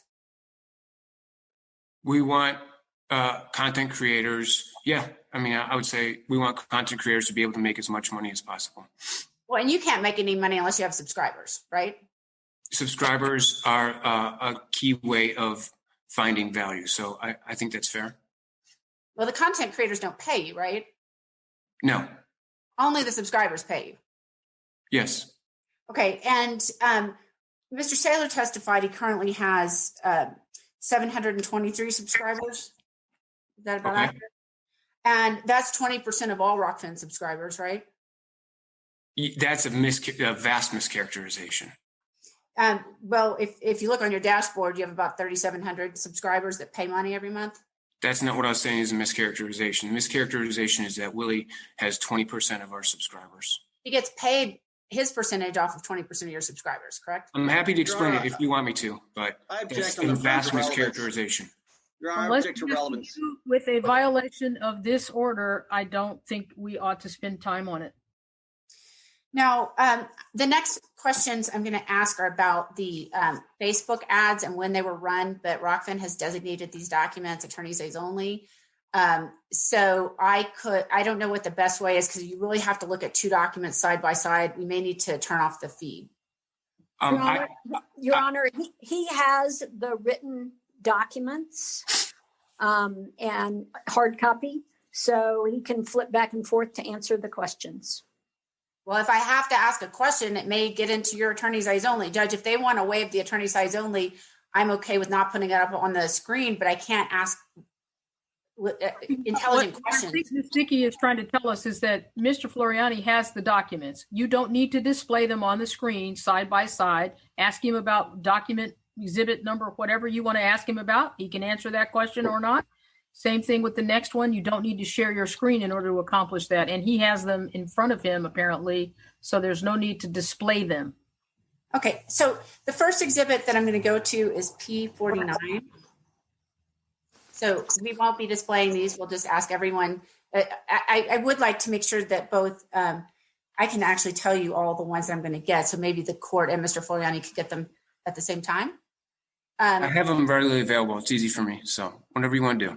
Well, and I think Judge Livingston is pulling them up on box and doesn't have printouts. So just so that you know what we're going to go to, it's P49, P51, P47, And if I missed something there, Ms. Galaviz, please let me know. Well, did you want to offer those? Yes, I offer those. And I mean, I could also wait. Give me the numbers again. Sure. P49, P51, P47. And I think that's it, unless Ms. Galaviz just text me that I'm wrong. So, no, you're right. Your numbers are right. Okay, thank you. All right. Is there any objection to 49, 51, or 47? These are plaintiff's exhibits. No objection, Your Honor. No objection, Your Honor. Plaintiffs 49, 51, and 47 are admitted. You may proceed. First, with reference to Mr. Flanagan, if you'll look at page 3 of Exhibit 49. Okay. When you filter to advertise on Rockfin on Facebook, you filter to specifically choose FloSports subscribers, right? No. Can you see the document that you're looking at? I see. Is this usage of audience, Flow Wrestling, and Facebook campaigns? Bring the document out.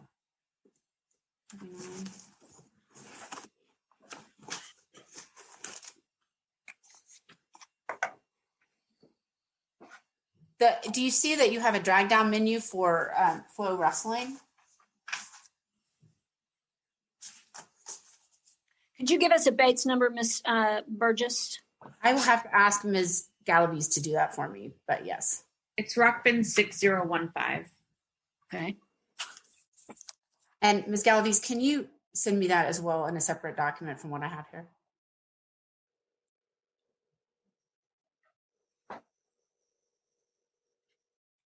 Okay. 6015 or 6016? 6015. Okay. Do you see the Flow Wrestling references? I do. On your targeted Facebook, on Rockfin's targeted Facebook, correct? What's your point? And Yes. you're not just advertising to target FloSports subscribers, but you're specifically doing that to advertise Willie Saylor, Matt Scouts, correct? No, I mean, Flow. First off, your question was, did we target Flow Wrestling subscribers? And that's false. We did not target Flow Wrestling subscribers. Well, it says targeting Flow Wrestling, correct? Yeah, and what that does is anyone who likes a Flow Wrestling page, which is a whole number of people, they get targeted advertisements. They're not necessarily Flow Wrestling subscribers. But you're using Flow Wrestling to create a target audience for your paid ads. Yeah, I mean, in much the same way that REI might use Whole Foods as a targeting audience that says, "Hey, this type of demographic may also be interested in this product." I don't understand the point. People do this on the internet all the time. Sir, what I'm asking you is you're doing it specifically on ads where you're promoting Willie Saylor while he's under a non-compete and an injunction, correct? No, I don't understand where you see that. And furthermore, you're saying this happened after the temporary injunction? Is that your statement? Okay. Yes. This happened after the temporary injunction? No, this did not happen after the temporary injunction. And no, we did not target Flow Wrestling subscribers. We targeted people that liked certain pages like we do all the time across all types of different industries. And Your Honor, excuse me, Your Honor, this is all really interesting, but I'm going to object to relevance to this whole line of questioning. It's not entirely clear to me, Ms. Burgess, if the information you're eliciting here speaks to directly the violation by Mr. Saylor of the mushroom contempt or Rockfin. It's both, because they work together to create these ads that say greatest mind in wrestling, that say all the monikers you told them not to use, and they target our subscribers and our followers, and then they're doing it and they're using it to pay to advertise Willie Saylor. He goes by Matt Scouts. It's really clear, but I'll overrule the objection. If you can just tighten it up a bit, that would be helpful. You understand, Mr. Floriani, that Willie Saylor is prohibited from competing with FloSports, correct? Yes. Okay.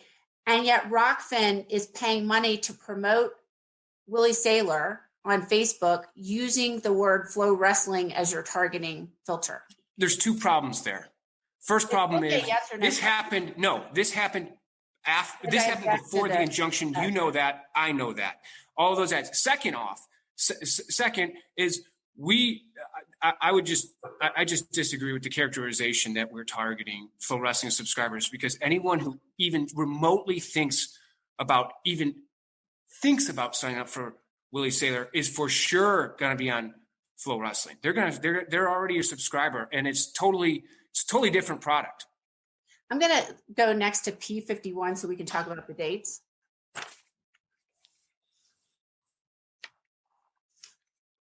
And would you send me that one separately as well, Ms. Galaviz?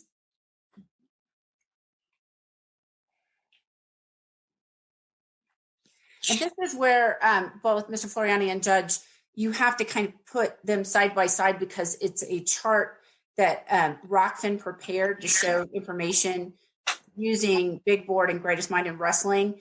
And so they used a reference to columns. And so we have to use two documents to be able to see what it is they're advertising. Fine, just ask him a question. Okay. So do you have those side by side, Mr. Floriani? I don't have them side by side, but I'm familiar with these charts. Okay. And if you look, this was prepared by Rockfin, correct? Yes. Okay. And it's got, the first column says source, right? Yes. Then it's got ad name, correct? Yep. And you'll see the first ad name is Willie Graphic Uncensored, correct? Yep. And you go down and you see Greatest Mind in Wrestling, right? Yes. And you see greatest, and then it looks like an emoji in wrestling, right? Kind of. Okay. And you see Big Board, correct? Yes. And then you have a column that says number of variations that include moniker, correct? Can you point to me? I'm sorry. Can you? Yeah, sure. That's column 4. Okay. And then you've got dates of start date, end or pause date, and you've got the amount of money you're paying per click, correct? Not per click, total money spent in the campaign. Oh, if you keep going, it says cost per link click. Okay. Yes. Okay. And then if you look at let's look at the pause dates. They go as late as May 29th, 2020. And that's a Big Board ad, correct? Yes. And we can find let's find some of the. Well, I'm sorry. Where are you talking about is a Big Board ad here? I don't see any Big Board ad. Okay, let's start with the dates, okay? Yeah. Let's just start with, it's harder when I don't have Mr. Boucheron driving for me here, but let's start with the dates, the end or pause dates. Sure. And you see the very first one is, let's see, the very first one is 11/21/20. And then down you get the second one is 2/13/20. You see that? I see that. Yep. Okay. Now let's go back across. Yep. And both of those are called Willie Graphic Uncensored. Yes. And we're going to have to go to another document to be able to see what those ads are. And we'll do that in just a moment. Okay. Okay. Now let's keep going with the dates. Do you see the next one that says February 13th, 2020? There are several. I do. Yes. Okay. And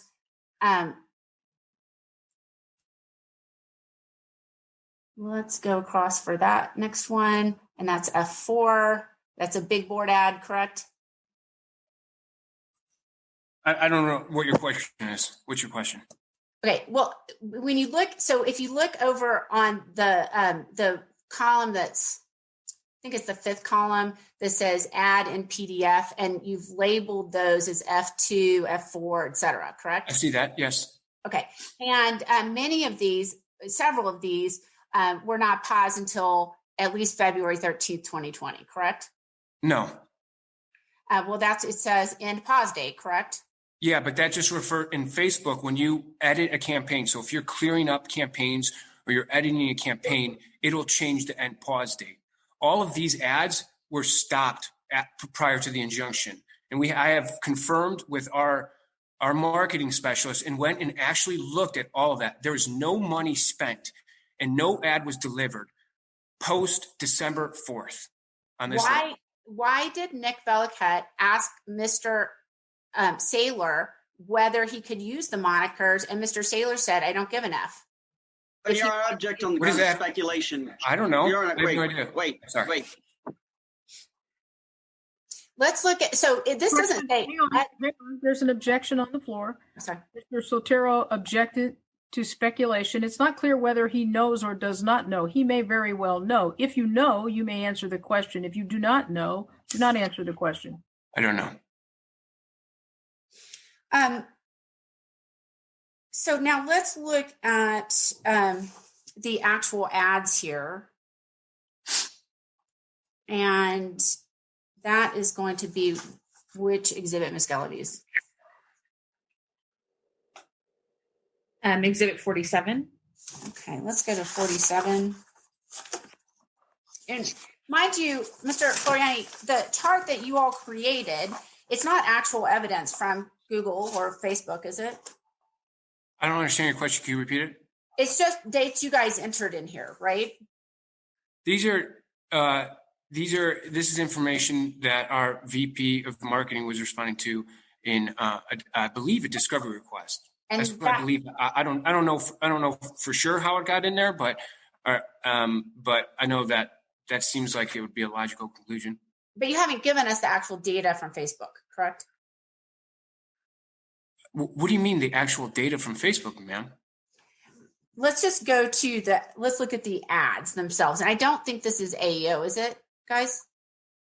Yeah, yes, it is. The actual ads. I think there's 47 is not AEO. Yeah, it is AEO.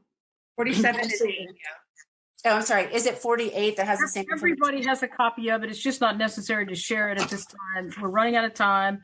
Let's just be efficient in our use of the remaining time and just ask him about it. Everybody's got copies of it. Okay. And if we're looking at exhibit 47, for instance, Mr. Floriani, can you see that? I do. And you see ad number F1 at the top. Yes, ma'am. Ad number F2 before you get to the greatest mind and wrestling emoji. Yes, ma'am. And the F1 is big board and actually has a photo of an athlete wearing a FloSports t-shirt, right? It's hard to look on this. I mean, I see there's a photo. And if we go through here and each one is ad number F something, but they're all Rockfin spending money to advertise Willie Saylor. Objection, Your Honor, to relevance.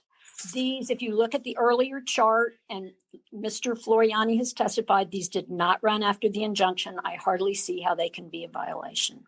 The chart says in pause date, and it's after the injunction. It doesn't say they didn't run, and Mr. Floriani doesn't have personal knowledge of that. He's not testifying that he has personal knowledge that they stopped. Yeah. Obviously, if it's before the injunction, it would not be relevant. If there is some question about when it was, then you need to have a witness clear that up for us.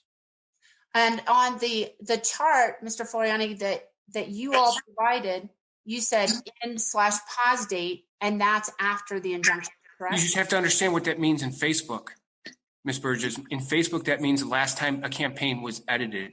So if you change the title of a campaign, even though you don't deliver it, so let's say Nick is cleaning up all his Facebook ads and he's clearing it up, Facebook will actually change the end date of that campaign, even though no ad was actually delivered.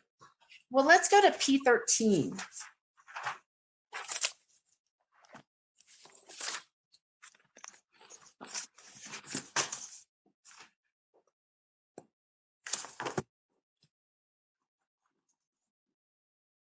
I'm here. It's not AEO either, and I don't think I have any more AEO right now, so we can go to this document.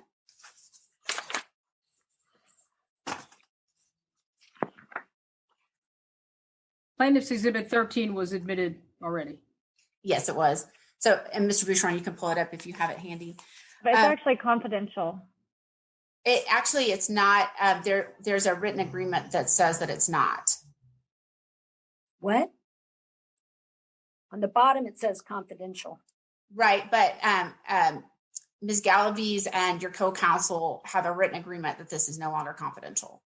Okay, Your Honor, I'm going to object to this document as an entirety. It's hearsay. It's between Mr. Villecat and Mr. Saylor. So it's hearsay, and I don't know what the relevance is. Ms. Dickey, your objection is not timely because the document was admitted on 8/26 last week. So Okay. I'll not sustain that. I'll overrule that objection, but it's not necessary that it be displayed. So everybody's got it. Take it down, and we can work out the confidential nature of it. If it is subject to one or not, it's okay. He's got a copy. Everybody's got a copy. It's been admitted, so the objection is not timely, but you don't need to display it. Just ask him your question. Certainly. So Mr. Villecat reports to you as CEO of Rockfin, correct? That's correct. And he places these paid ads on Facebook, correct? He places ads on, yes, he's in charge of placing ads on Facebook. And including ads that promote Willie Saylor, right? Yes. And ads that promote Willie Saylor and filter out for Flow Wrestling. Objection? I'm sorry, I didn't catch, I'm sorry. Ads that promote Willie I'm going to ask Saylor. her to rephrase her question and wait for just a second before you answer it, sir, in case there's an objection. Go ahead, Ms. Burgess. Including ads that promote Willie Saylor and filter for Flow Wrestling. What do you mean by filter? Well, that's where we saw in Exhibit 49 with the targeting Flow Wrestling, correct? That's how you filter?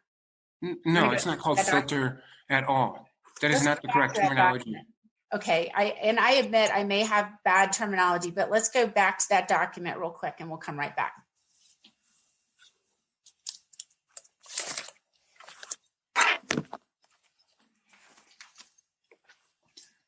Okay, so going back down to that Bates label,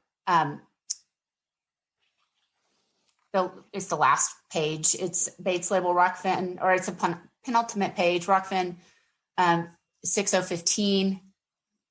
What exhibit are we on? 49.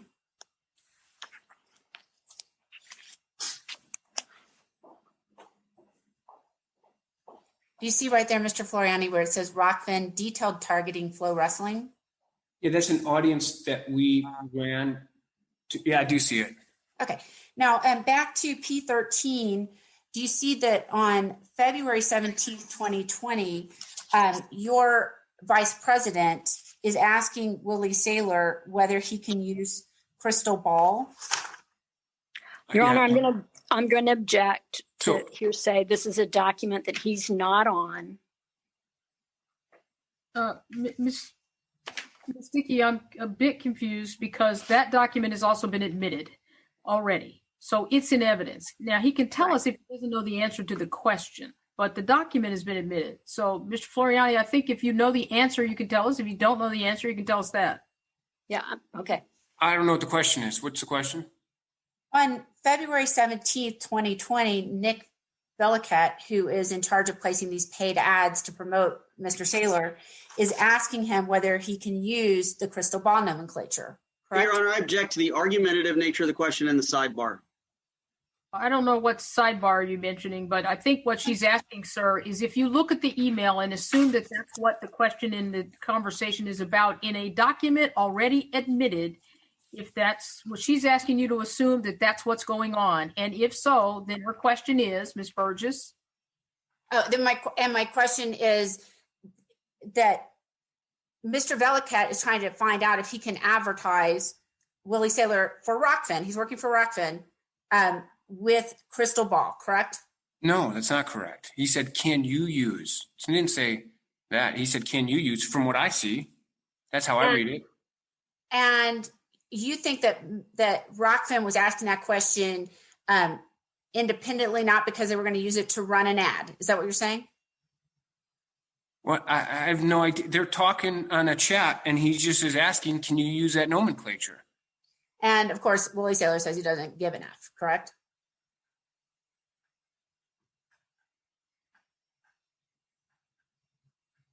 I don't want to characterize Willie Saylor's his thing. I'm not comfortable putting words in his mouth or characterizing it. So I mean, But the point is that this is February 2020 after the injunction, correct? if you tell me, yeah. I mean, Now if let's that's go it. back to Exhibit 51. When you look at the start dates, do you see those?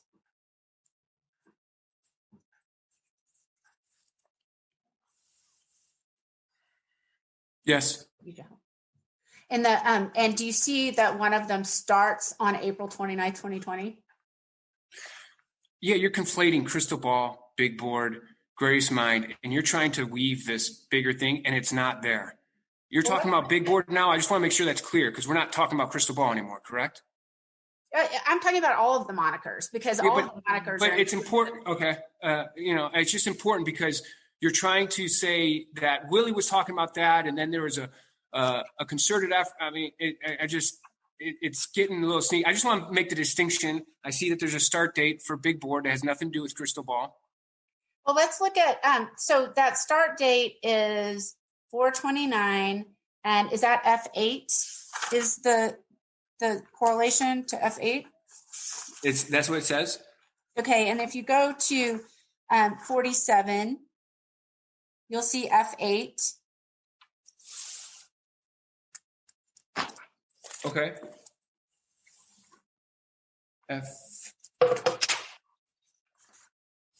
Okay.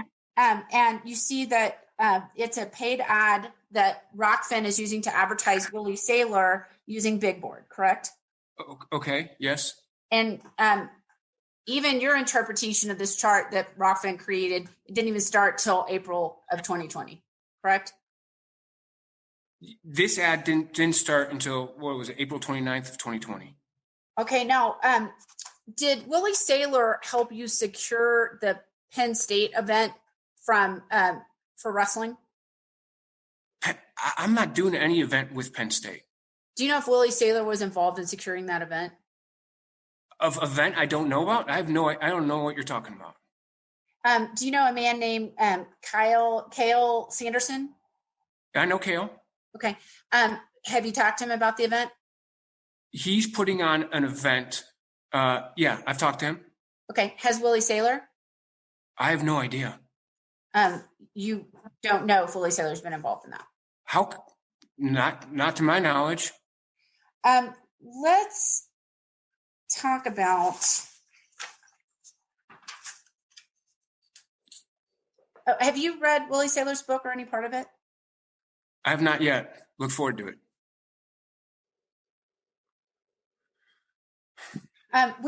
If I were to sign up for Rockfin today, I could see 17 videos of Willie Saylor, correct? You can see videos of Willie Saylor. I don't know how many. Now, I object to relevance. I think that they're referring to things that happened before the injunction was in place. I think it's inappropriate for this hearing. Objection relevance. I believe the question was, if I sign up today, can I see 17 videos of Mr. Saylor? Did I misunderstand your question? No, Your Honor. But Your Honor, those are videos that were to whether or not it was something before the injunction or not. But Ms. Burgess, I feel like we are getting far afield of the focus of this hearing. And so I'm going to ask you once again to please focus on the issues before the court today.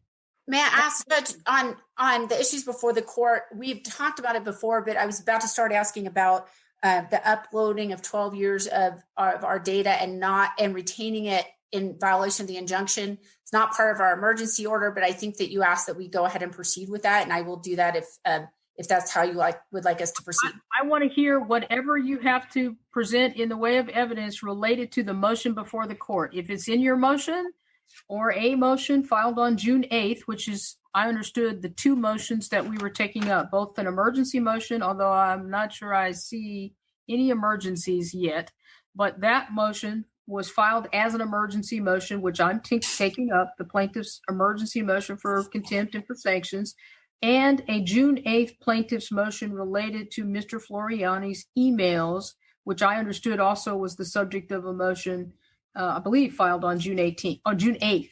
And we're taking up both those matters. Now, the isn't it true that Willie Saylor wrote about the FloSports July 25th, 2020 event? And that was published on Rockfin? I don't know. I mean, I don't know what you're referring to, Ms. Burgess. Are you aware that that Willie Saylor has been publishing about recruiting as late as last weekend on Rockfin? Yes. And you're familiar with the fact that he wrote articles about a FloSports event that were published on Rockfin in July 2020? Yes. Every time you access a server, a video is republished, correct? No, that's a gross mischaracterization. There are sports videos that are being broadcast in the United States every time someone signs on as a new subscriber to Rockfin, correct? That include Saylor.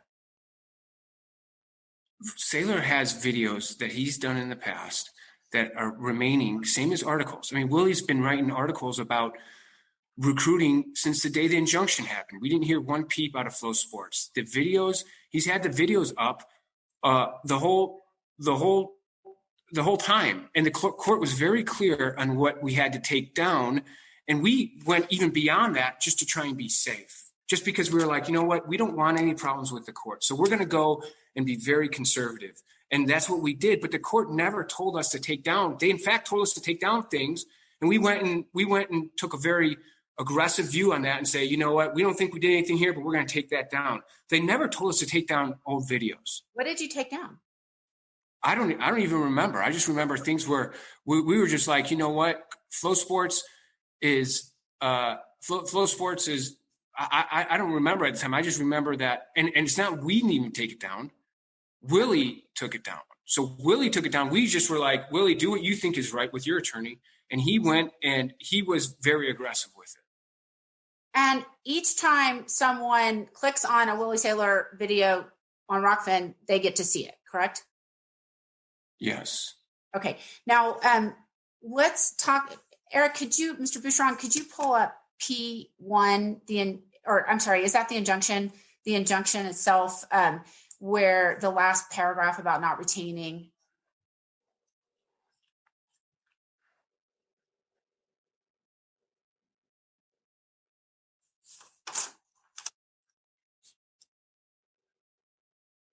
While he's pulling that up, when you left FloSports and you were still on the board, you owed FloSports a fiduciary duty, correct? Ms. Burgess, does that have anything to do with the motions before the court? It does, Judge. What? So when he downloaded massive amounts of information. What does this fiduciary duty have to do with the motion?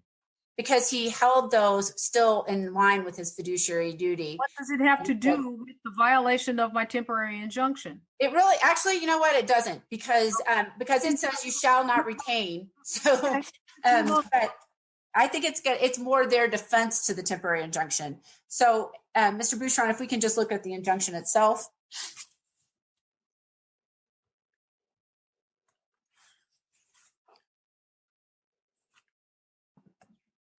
And the last paragraph.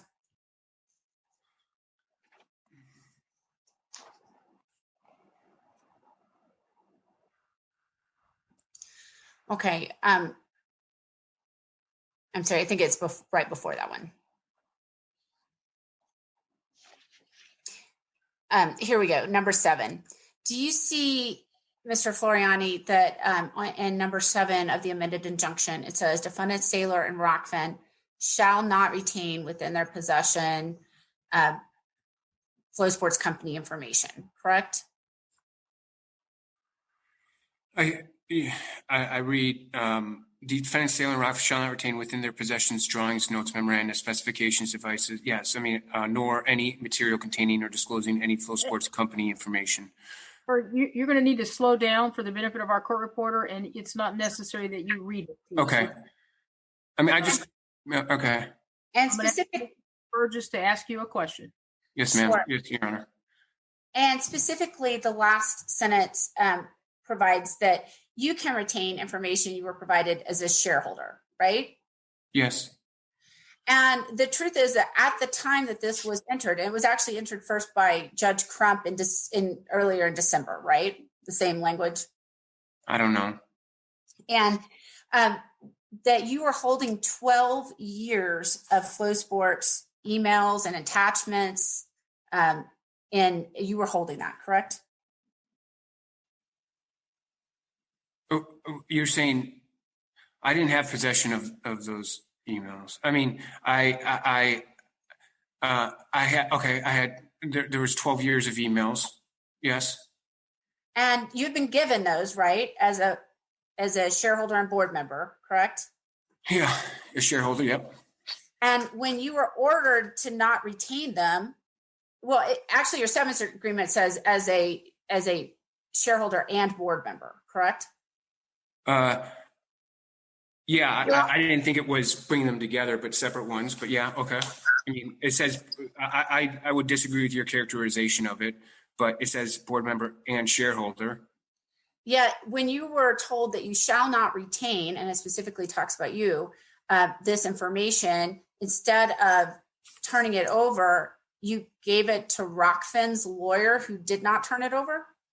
Your Honor, I'm going to object. She's mischaracterizing this. It says may retain FloSports information he was provided as a shareholder. So I'm lost as to the relevance. Is whether or not he gave something to Rockfin's lawyer or not. That's the question. Ask him again so he's clear about your question. Certainly. It's not a question about the language on the screen. It's a question about his activity. It is. You gave, instead of turning those over to FloSports, you gave that information to Rockfin's counsel? No. Can we go to that email, Mr. Bouchron?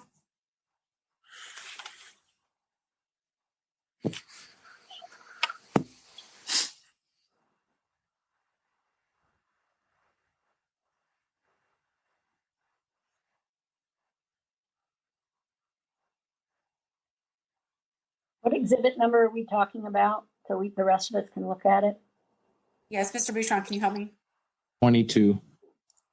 And is that agreed? Yes. Any objection to plaintiff's 22? No objection. No objection. Plaintiff's 22 is admitted. And can you blow that out, Mr. Bouchron, to show that we have been holding it for some time? Mr. Floriani, do you see that this is March the 10th, 2020? I do. Okay. And do you see the line that starts, although Mr. Floriani? Well, I'm sorry, which one? It's kind of halfway down. It starts. Okay, yes, I read it. Okay. And this is Rockfin's counsel, correct? Yeah. That's sending it? And they say Well, that. It's okay. I'm sorry. It's Rockfin's counsel, right? Yeah. Okay, just ask your question. I'll respond to it. Okay. It says, although Mr. Floriani in some sense retained the information that FloSports provided him, the information is not and has never been in the possession of Rockfin. This firm, Rockfin's counsel, by the way, has been holding the materials for some time as a courtesy to Mr. Floriani, and they've not been accessed by the firm, correct? Yes.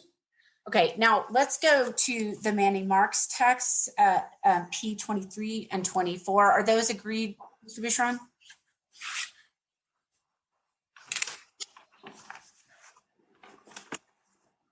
We have no objection.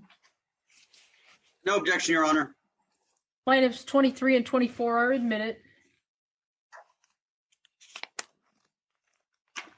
Ms. Spurs, it's 4 o'clock and you're still on your second witness. So I'm wrapping it up, Judge. I really am. I just have probably just these two, unless Ms. Galaviz writes me. my suggestion is that we not waste a lot of time sharing documents. Everybody's got copies of them. Just ask him your question.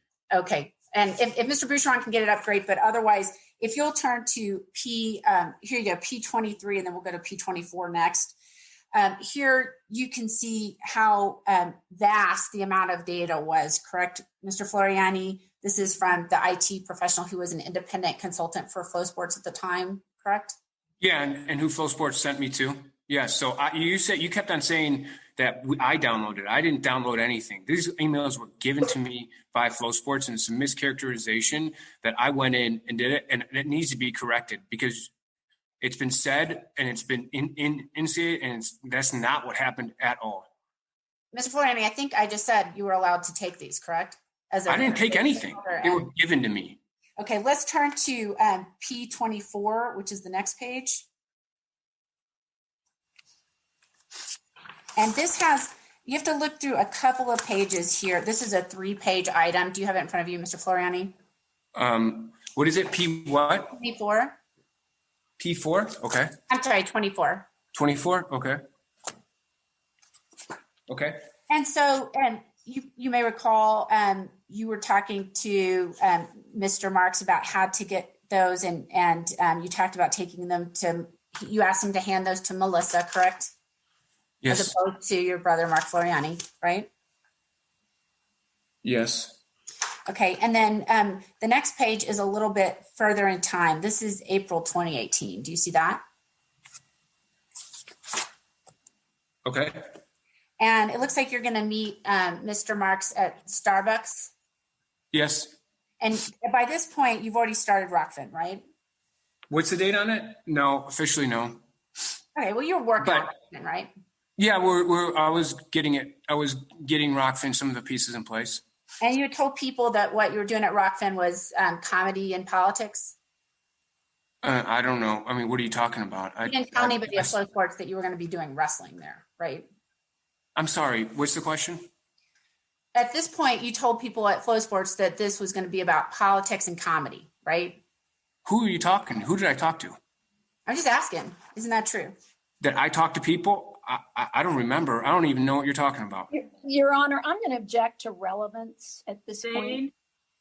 And now turn to, thank you, Judge. Turn to the last page of P24. Okay. Mr. Marks was helping you set up your web domain, correct? Yeah, he helped. Which web domain? I want to be specific here. Rockfin.tv. Yes. And you say email is up and active, now trying to connect with my other email account, right? That's what it says. And then you just checked to make sure the query came back right and Rockfin TV was online. Or Okay. That's what Mr. Marks did, correct? Okay. And then you had some more questions for him, right? That's what it looks like. You were connecting your FloSports and your personal email together, right? No. What am I absolutely wrong? Let's go back to that email from your counsel. I'm sorry. Is the question that I was connecting my FloSports and my personal email together? And that's what this text is referencing? The email that Mr. Marks downloaded, you then uploaded to your Rockfin email, or you had them all linked No, together. that is false. That needs to be said very clearly. Ms. Burgess, you don't know that, and that is completely false. Let's look at the second paragraph here in P22. Okay. You'll see that it says FloSports directly transferred these to a personal Gmail account of Mr. Floriani. Do you see that? Manny helped me. So yes, I see that. What's your point? What's your question? Okay. And then in your text with Mr. Marks, you're connecting your personal email with your Rockfin email. Okay, so now you're saying two different things. I just got to be clear. Pardon me, wait. I'm going to object. We've been over this. He's answered the question about whether they're connected.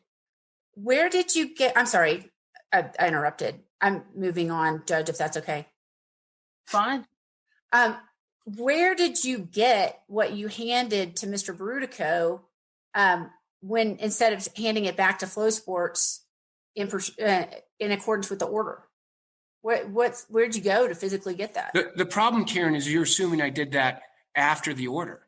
I did that well before the order. I did that a whole year prior because I didn't want the emails because I know how litigious FloSports is and how angry. I just resentful they are. I didn't want anything to do with FloSports. So I got rid of those emails a whole year prior to that. What date did you give it to them? I don't know. And at that time, they weren't our Rockfin counsel. They were my counsel. And then I thought they did a good job with that. So then I went and hired them at Rockfin. And then they said, okay, well, we got a little bit of a conflict here. We're gonna get this actually to your actual personal counsel. Now, how did you get them down off of wherever they were before? My wife downloaded it from her computer, put it on a hard drive, and then it was given to the lawyers. You're saying they went from these external hard drives only.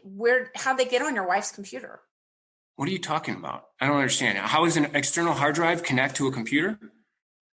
What happened to the external hard drives? It was given to our attorneys. In addition to your wife's computer? No. And you're testifying under oath that none of that was uploaded anywhere. I'm sorry. What am I testifying to? That you did not upload those emails to any email account. At what time? Ever. No, your guys uploaded it to my personal email. He did that. And so you're asking me to testify broadly that I never did it, but you already know that I've done it, or that Mark Manny already uploaded them to the personal email account. I downloaded them, or my wife downloaded them off of her computer, and then I gave it to the attorneys. And you told Manny Marks that you were connecting your accounts, correct? Your Honor, we have been over this 3 times. I'm going to object as asked and answered. Sustained. I'll pass the witness. Your Honor, if we may, Mr. Hayes is here as the personal counsel, and as it relates to the emails, I think he can quickly go through the emails, the custody of the emails, and why there's no contempt here. I think it'll take him 5 minutes. Questions, Ms. Dickey, you can pass the witness. I have questions. You can ask them now. Okay.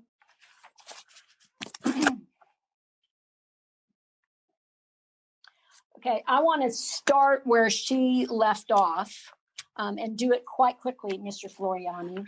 Yes. We spent a lot of time talking about... Let's ask him a question, Ms. Dickey.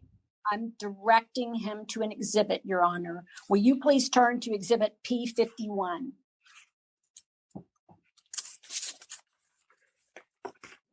I'm here. Okay. On P51, if you'll look in that column of end and pause date, do you see that? Yes. And there are several places on that end and pause date that are after the injunction. Is that true or not true? Yes. Objection leading. Overall, we're just directing his attention to the document. Go ahead. Okay. And is it your testimony that, well, let me think of a quicker way to ask that. Did Rockfin run any ads for Greatest Mind in Wrestling after the injunction was issued in this case? No, there was not one red cent of ads that was delivered post the injunction. Okay. And then if you'll look down to the one on that's F8, do you see that date 4/29/20? Yes. Okay. And what does that refer to? That refers to Willie Saylor, sophomore big board. Okay. And in the injunction hearing which you attended, do you remember it being addressed about big board? No. Okay. Talk to us about big board. Where does big board come from? Big board was developed, first use that people know of is with Mel Kiper at ESPN in the 90s. Okay. And was it, to your knowledge, something that was developed? Tell us whether or not it was developed at FloSports. It was not developed at FloSports. It was not created at FloSports in any stretch of the imagination. And is it used outside? Tell us whether or not it's used outside of sports or not. It's used. Oh, I mean, you'll actually, as you notice the term as I have, it's used in stocks. It's used in The Bachelor. It's become more and more like commonplace in our society to use big board. What about crystal ball? Is that something that is unique or not to FloSports? Well, I don't. No, it's not unique. It wasn't created at I'm FloSports. sorry, I can get off. I need to object to relevance, Judge. Well, several people have asked questions about all of these monikers, including you, Ms. Burgess. So I'll open that objection. May I explain my objection, Judge? No, ma'am. You asked questions about it. So I know, but it doesn't have to be unique to FloSports in order to be prohibited by the. Yes, but that doesn't make the question, is it unique, inappropriate? Okay. Next question. Okay. How about stock report? Is it unique to FloSports or not? No, it's not unique and was not created at FloSports. How about Same as match Crystal note? Ball. Nope, was not and was not created at FloSports. Did you understand this injunction? Tell the court whether or not you understood the injunction to prohibit those terms. No, I did not understand the injunction to prohibit those terms. Okay. And have you been using those terms in Rockfin's advertisings since Ms. Burgess filed this motion? No, I mean, we don't believe it is, but it's been so exhausting fighting every little complaint by FloSports that we just said, hey, listen, just hit pause. We don't care. We'll pause. We'll back off because it really is relentless. It's been relentless litigation.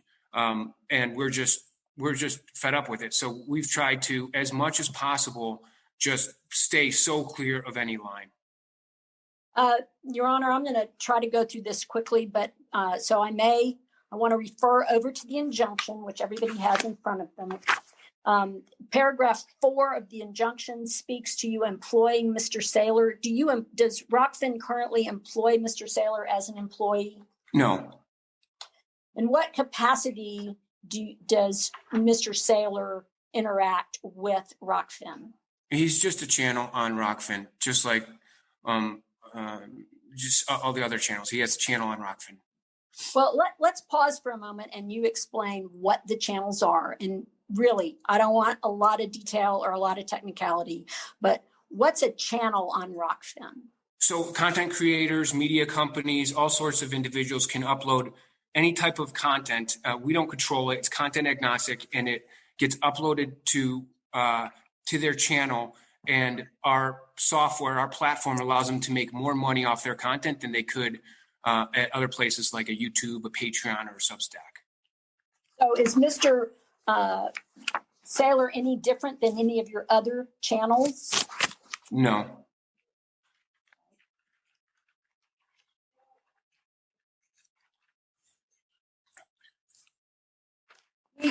We spoke in some detail, you spoke in some detail with Ms. Burgess about videos on Mr. Saylor's channel. What videos are there on Mr. Saylor's channel? He has some videos that he did in November, or just in and around wrestling, kind of what you would expect him to do. Were these videos on this channel at the time the hearing occurred and the injunction was issued? Yes. To your knowledge, was there any part of this injunction that ordered these to be taken down? No, the injunction was very explicit around what they wanted taken down, and nothing was ever mentioned around video. Okay. The injunction allows what we've all come to call, because Ms. Burgess calls them this, carve-outs, that were certain things that I believe Mr. Saylor was permitted to do in sections 8, 9, and 10 of the injunction. Tell the court what your understanding of what he was actually allowed to do, Mr. Floriani.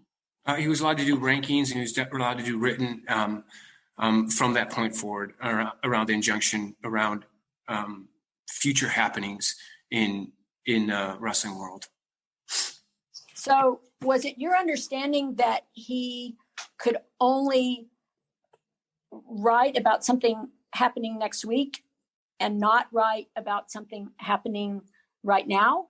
I don't really understand what you thought this injunction meant about future sporting events. Can you explain that to the court?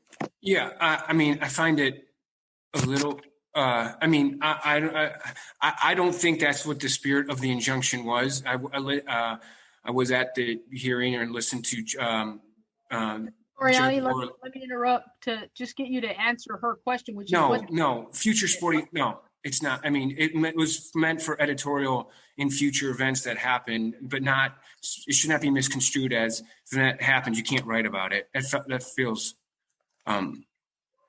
restrictive. Okay, will you turn to plaintiffs to exhibit 49 with us? Yes. And you go to that third page. Yes. We've talked in some detail about targeting. Yes. Earlier. How much money was spent on this? I'm sorry, Ms. Dickey. I lost this to the exhibit that you're referring to because 49 is, I just want to make sure I understand which one we're talking about. I have 49, 51. Okay, I found it. Thank you. Go ahead. 49, third page, 6015. Thank you. I don't want to go back over all of that, but does it show amounts spent on these targeting ads? Yeah, and that's, another feels a little aggressive here. There's a total of $59 that were spent in these targeting ads. We did it trying to see if it would work. It didn't work, and we abandoned it. And there's nothing wrong even if it did work. But a total of $59 was spent, and it was all before the injunction.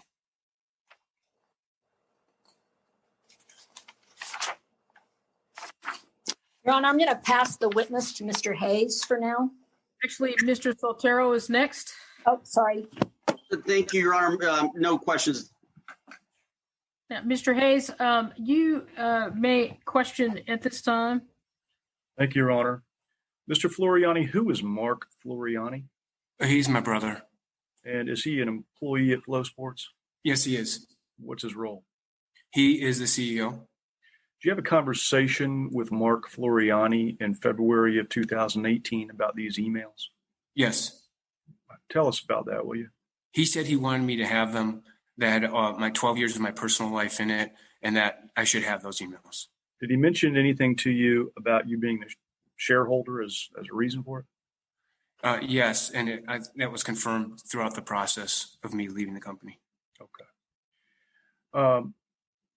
I'm not really sure that you've been given a chance to distinguish Rockfin and FloSports in the way that you want to do it. Would you like to? Yes. Would you do it in 30 seconds or less? Yeah, I'll do it. So, essentially, FloSports' main competitive advantage is the fact that they can produce small to mid-sized tier events at a totally different cost structure than an ESPN, an NBC Sports, a Fox Sports. And when we did our first live event in 2012, the amount of subscribers we got tripled, right? So all of a sudden, our whole company geared towards doing live events. And the extent that we had content, it was because no one was telling the story around these live events. If people if we had a live event, other people were telling the story around live events, that would be a godsend because it would remove a cost structure with us. And so the only reason we had content was to talk about the live events that we owned because no one was doing it at that time. And so that's what FloSports does. Rockfin is completely different. It's a platform where media companies, individuals, other people can upload their content and figure out a way to monetize that content using our software tools in a better way than they did prior. So one specifically has IP on the ground producing live events, and the other, we're software that lives in the cloud. Okay. So let's talk about this fellow Manny. Remember, we were talking about the texts that you had with him in late March and late August or late April. Remember that? Yes, sir. Okay. Had you had Manny do anything for you personally prior to them sending Manny to you about the email? No. Okay. No, not that I'm aware of. I knew Manny. Maybe I reached out to him, but I didn't ask. I didn't direct him to do anything. Okay. And so, and was Manny the one who actually did the downloading of these emails? Yeah, I don't have any idea how to do it. Manny did it. And he gave me it, and he's the expert. And who is Paul Hurdlow? Paul Hurdlow was the CEO at the time. He became CEO directly after my departure. And is he the general counsel of FloSports today? Yes, he is. Okay. Did you interact with Herdlo about these emails after so through the process, I just wanted to be completely above board and make sure there's no, I mean, Manny did this in the middle of the day. So I was just very, I didn't think there was anything, but I just wanted to confirm. So I talked to Jeff, who specifically talked to Paul Herdlo, who told me that, yes, they are aware that you have these emails, you're good, and they want you to have it as a shareholder. Okay. So let's do this. F1, Floriani Exhibit 1, is already into evidence. Would you turn to that, please?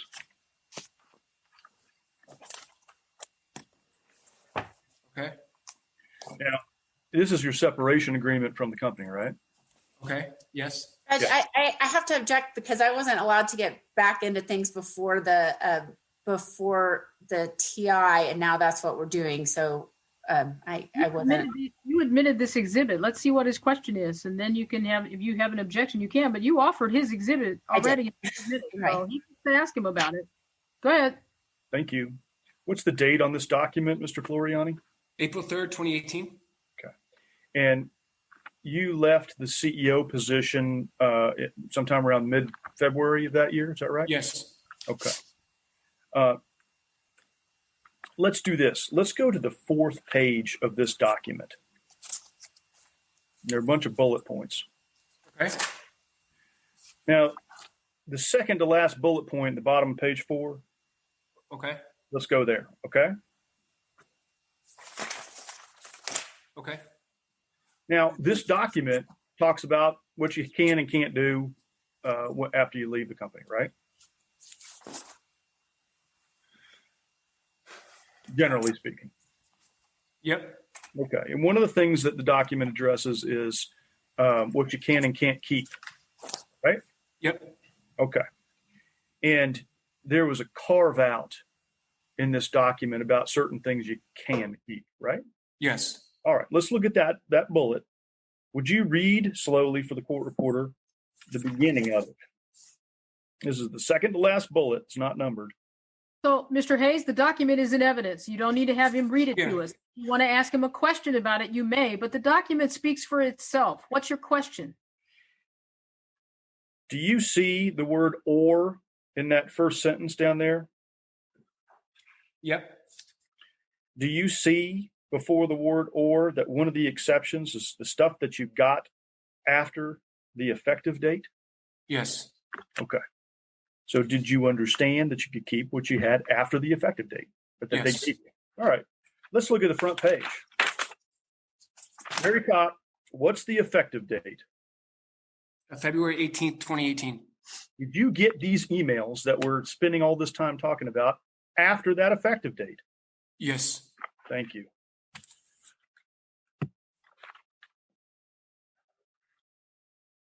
When you announced Rockfin was a business, what month was that? That was March, last day of March 2019. Okay. At that time, that was that I'm public? sorry. Go ahead. Was that public announcement? Yes. Okay. Did you hear anything from FloSports about your emails then? No. Did you hear anything from FloSports about your emails before the lawsuit was filed? No. There's some confusion in testimony earlier. If you think back to,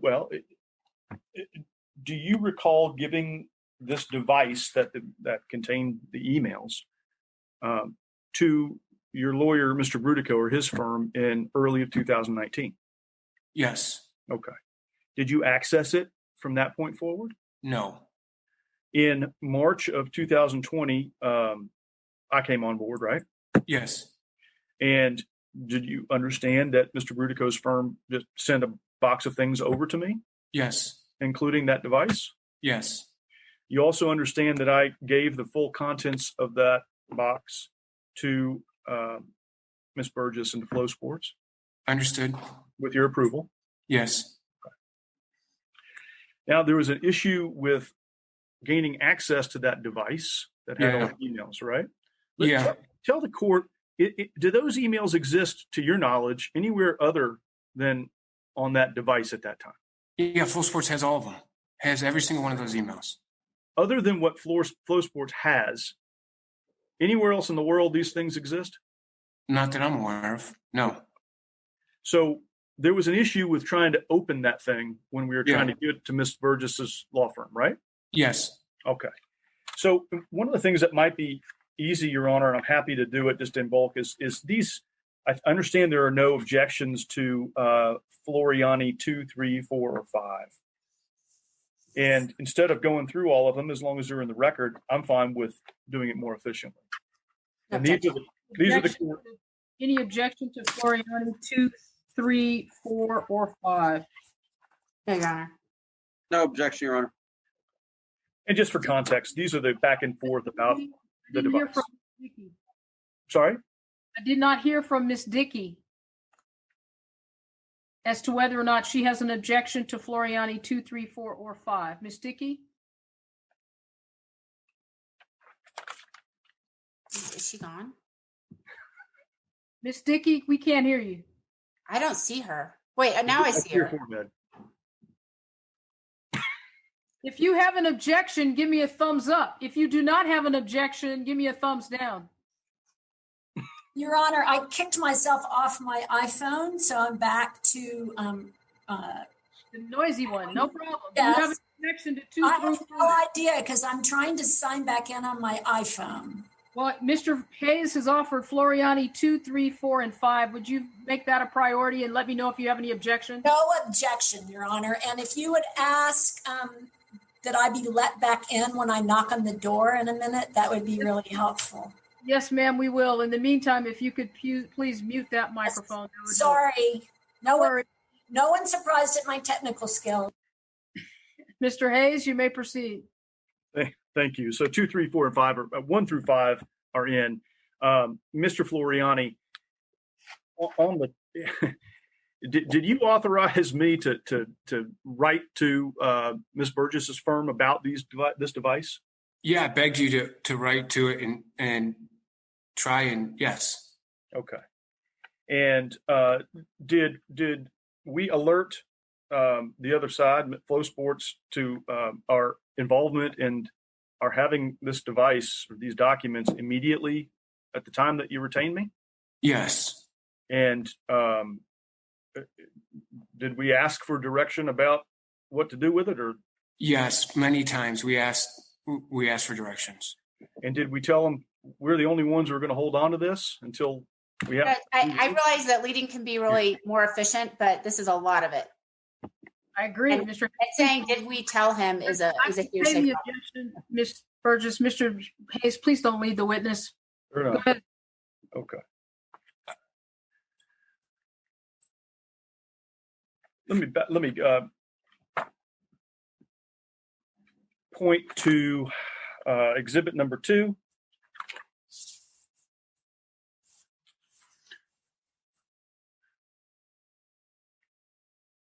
Look at the top of the second page.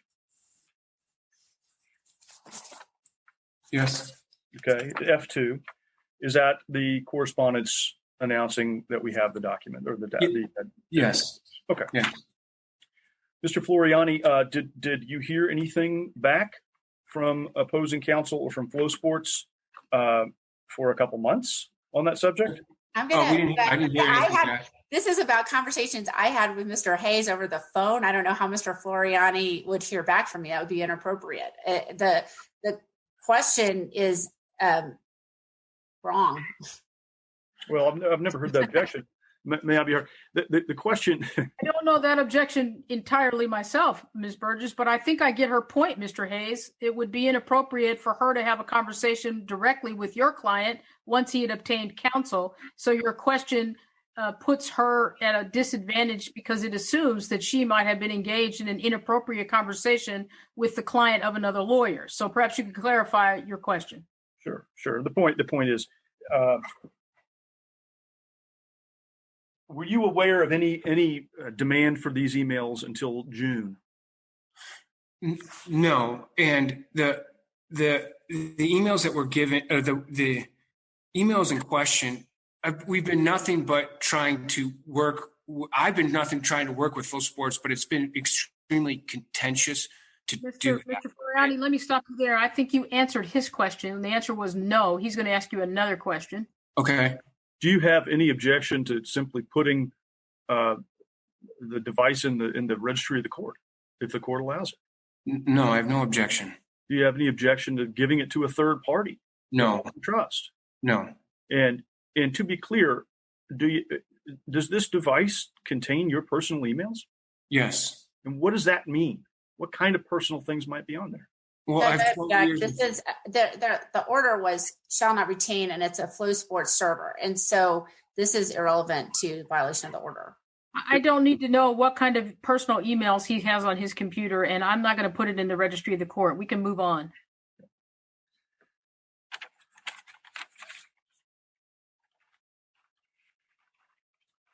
Okay, I think we are going to pass the witness. Anything else, Ms. Burgess? Yes, Your Honor. Just a few things. If we look back at the temporary injunction, I think Mr. Floriani and Ms. Dickey had you looking at that.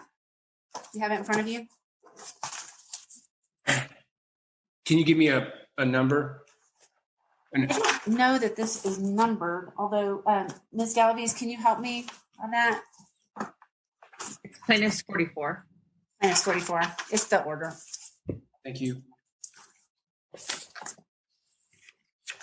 Okay, and if you look at paragraph 7, the very first directive from the court, it's not hard to understand, right? It's that you shall not retain, Rockfin shall not retain FloSports company information, right?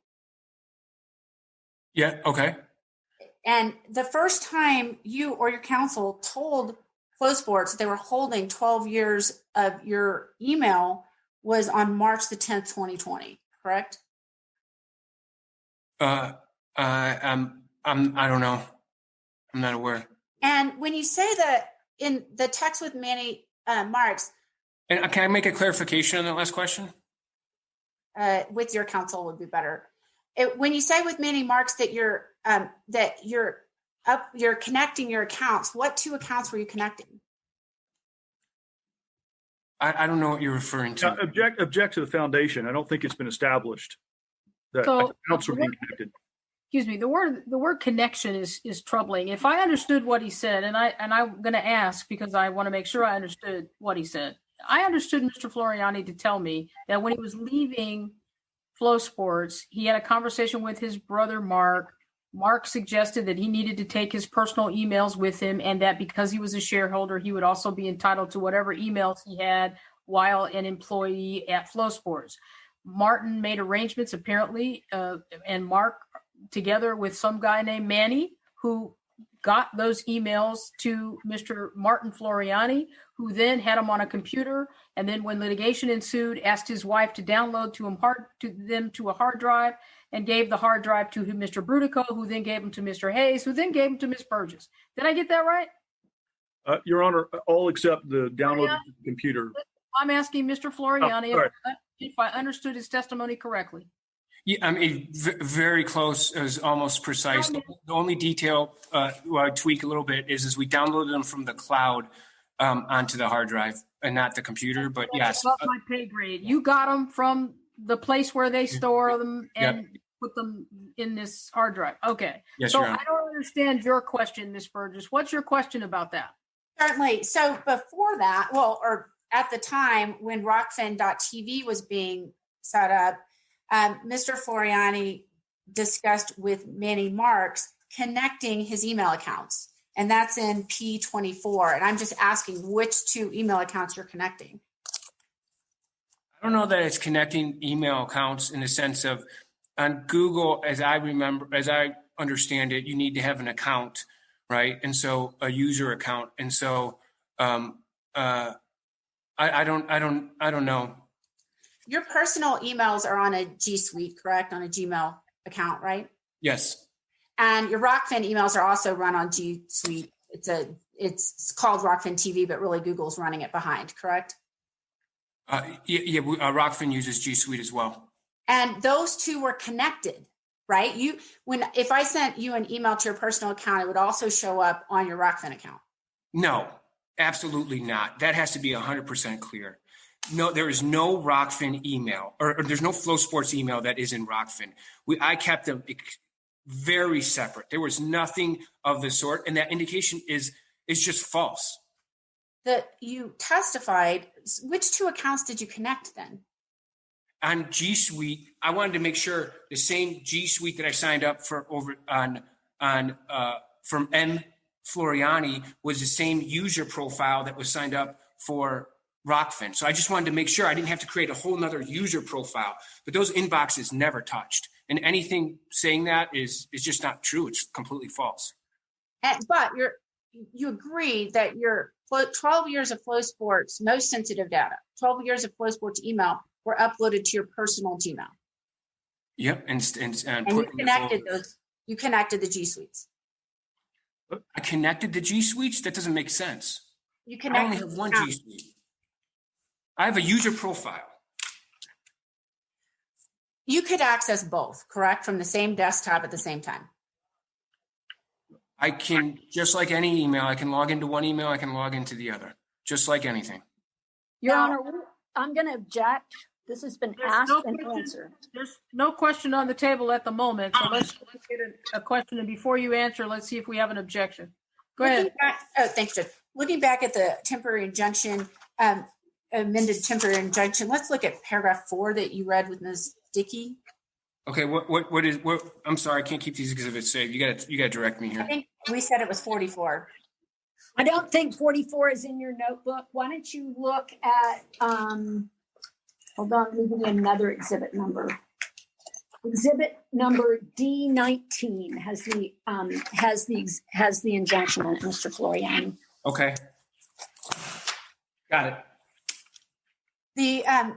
So you guys looked at just part of what the order says here because you talked about employees. Saylor was originally your W-2 employee despite the fact he had a non-compete, correct? Yeah, we hired Saylor as an employee to give him health insurance. But here, by this point at the temporary injunction, you had already moved him over to a different format, correct? Yeah, we when you guys made a stink of it, we removed him and he had to get his own, or we helped. He had to basically find his own health insurance. And Your Honor, I would object on relevance and repetitive. I mean, what is the relevance of before the injunction? I'm sorry. There was a question asked by another counsel about the relationship, and so she's following up. Next question. Well, here it's not just an employee that you're prohibited. Rockfin is prohibited from competing with FloSports through, but as an employee, consultant, contributor, or otherwise, correct? I'm sorry. Are you suggesting that the injunction prohibited Saylor from even writing any piece of content on Rockfin? Well, there are carve-outs, correct? Yeah. Okay. Well, let's look at what is the overarching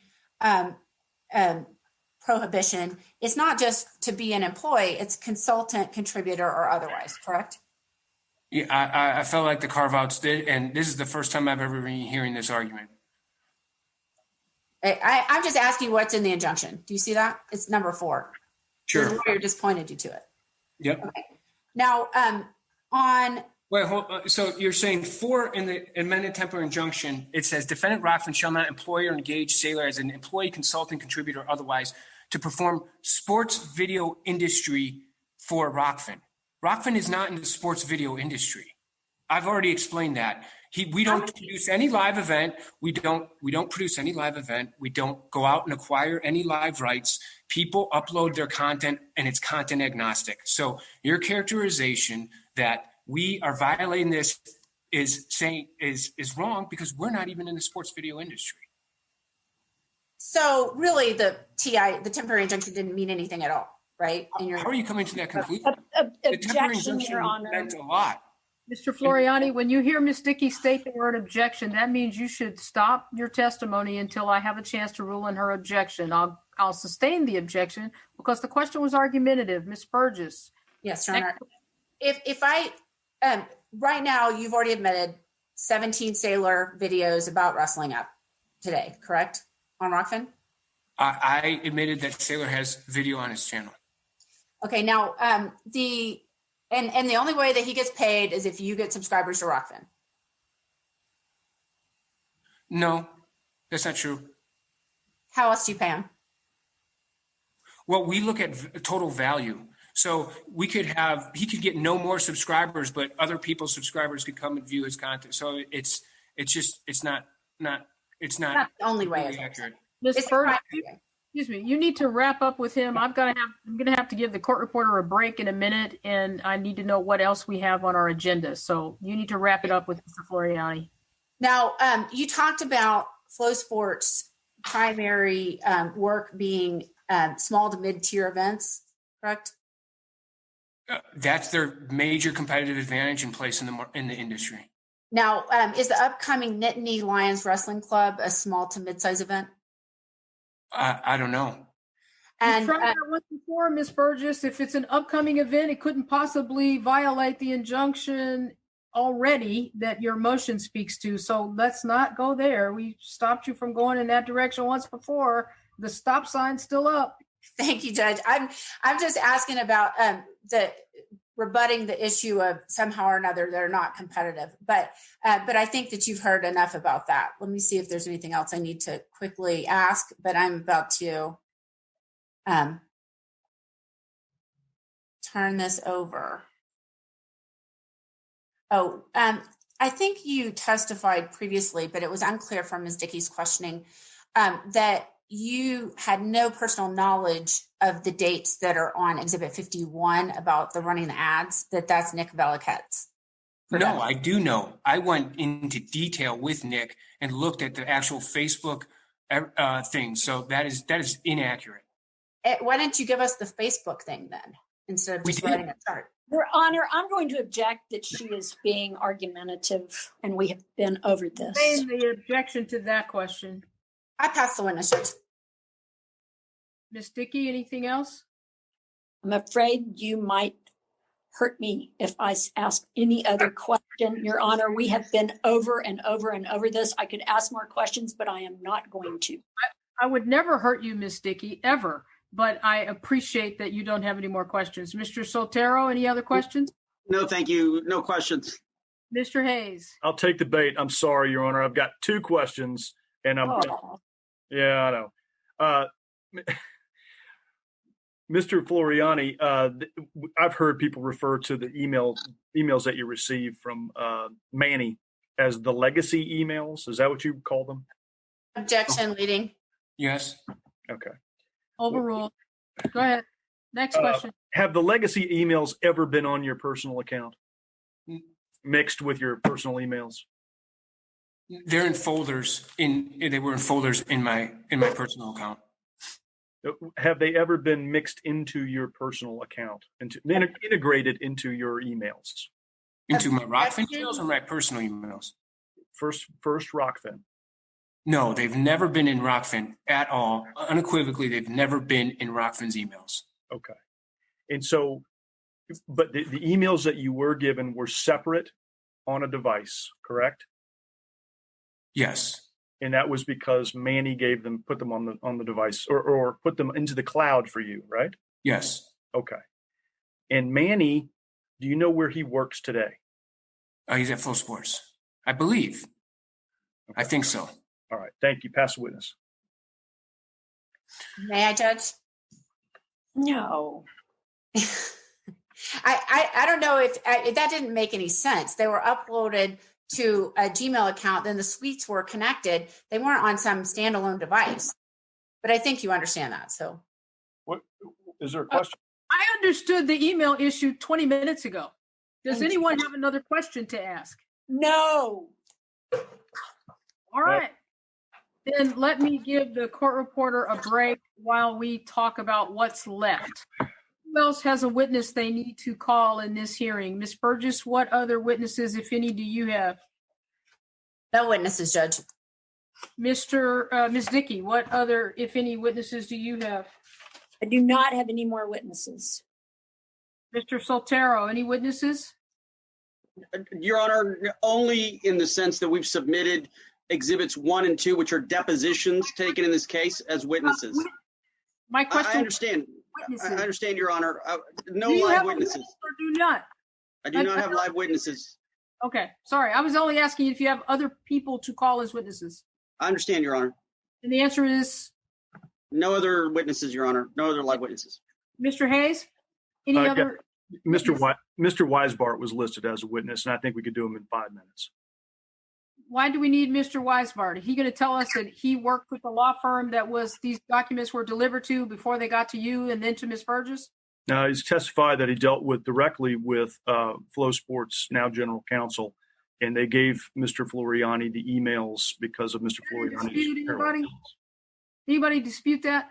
No, Your Honor. We just said we shouldn't have retained him. Mr. Weisbart, tell him thank you very much for being available, but we don't need him. Anybody else have a witness they wish to call? Okay, very good. Then we will move to closing arguments. And since it is not necessary for your argument to be reported by the court reporter, and we have texted her beyond the 90 minutes since the break that she can take. So you may proceed to your closing arguments. Ms. Burgess, you may proceed first. You know what? Let me stop you for just 1 second. It occurs to me that if I'm going to give her a break after 90 minutes, you all may want a comfort break of your own. Let me give everybody 5, and we'll come back in about 5 minutes, and then I'll hear your closing arguments, which don't need to be reported. Thank you, Your Honor.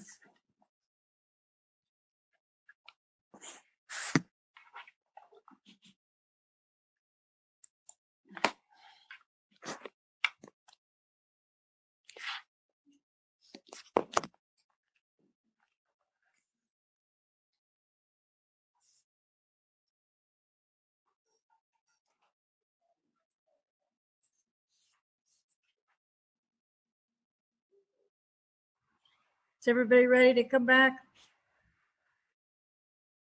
I need just a second more. Alrighty. Capture something from Mr. Boucheron.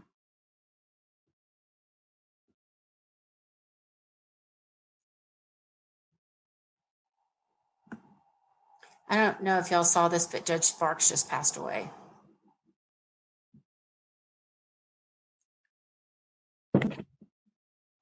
You're kidding me.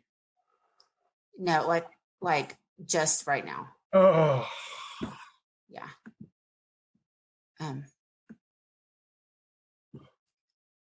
Anyway, I'm getting this up.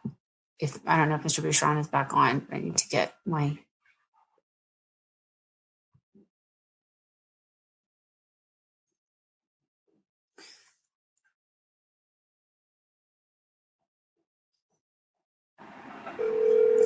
Oops.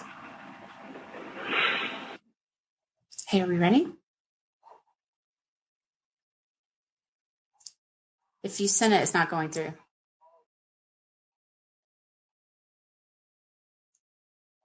Okay, yeah, can you send it to me? It'll be easier. Thanks.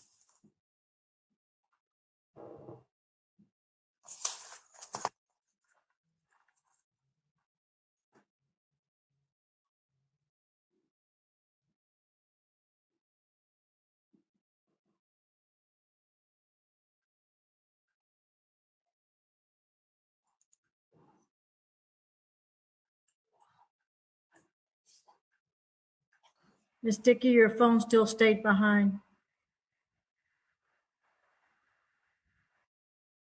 Never mind.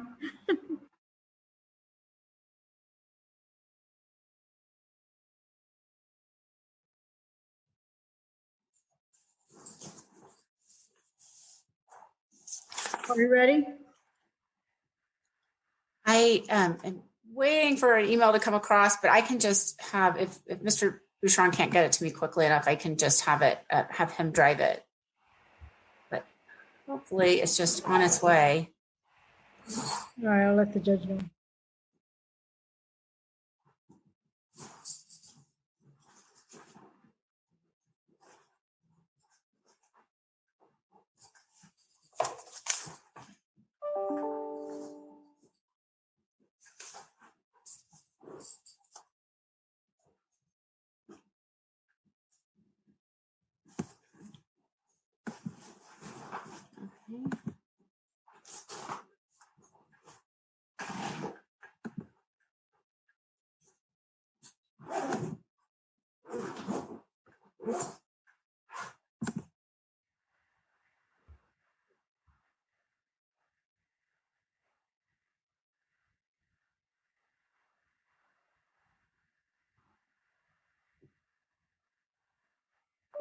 This court is now in session.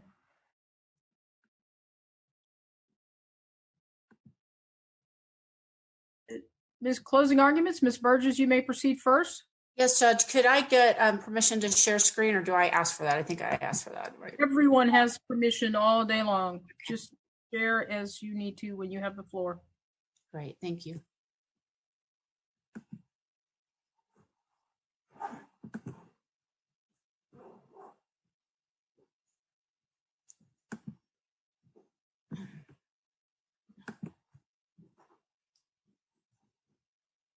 So, Judge, this is and always has been about enforcing agreements and enforcing this court's ruling. Neither have been honored in this case, and now we are here on the brink of trial and hopefully trial, and also at the end of an injunctive period that has really not gotten what it was bargained for, either in the contract or in what this court ordered. Of course, they have very literal contempt for your orders. There were very specific prohibitions in the agreement, including, I think it's sometimes understated, non-solicitation of customers. And so what both defendants are doing all the time is solicitation of customers, as well as confidentiality, which is in your order as well.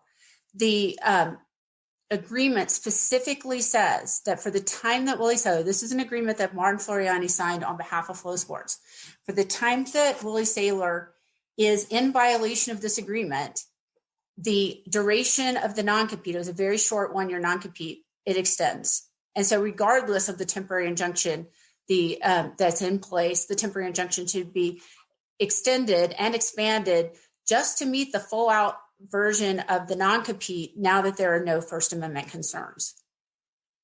You'll recall that he does the exact same thing at both places. He was never a live events producer. Willie Saylor always worked in content, so that's why he's doing the exact same competitive thing. Now, we sent this out before. It's a chart of the violations, and it just has the items that we had at the time this weekend. It doesn't have today's testimony in it. I'm going to start with paragraph 1 of the temporary injunction, which is the shall not compete against FloSports by providing products and services in the video industry, including for Rockfin.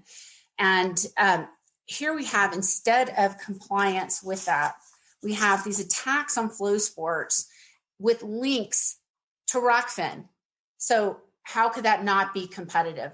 I attack FloSports, I link you to subscribe to Rockfin. That's how Willie Saylor gets paid. That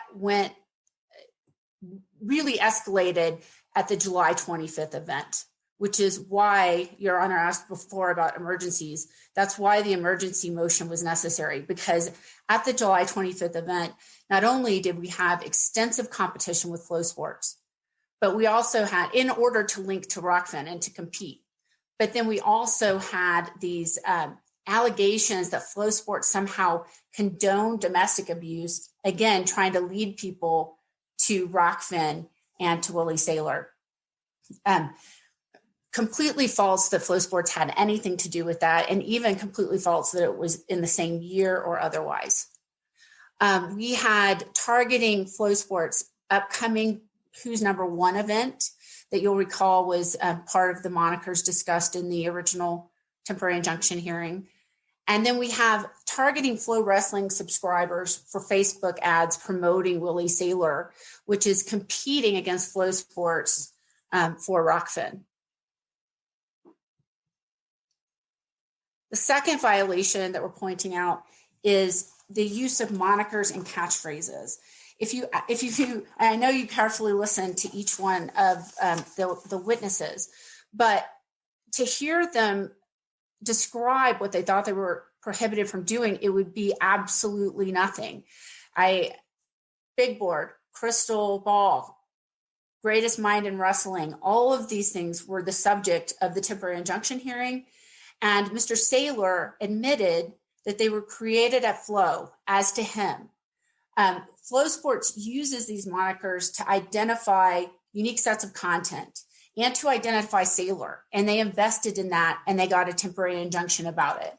He has used them intentionally to confuse and market and solicit former Flo subscribers to come to Rockfin or current Flo subscribers. It's not a trademark case. We're not saying we own these monikers. We're saying that it's prohibited by the non-compete and by this court's very explicit order. Mr. Saylor admitted that Greatest Mind in Wrestling was developed at Flo. He's used it in tweets. He admitted that since the injunction. He actually has, and you can go to scraplife.com and see the t-shirts that they're selling with that on it.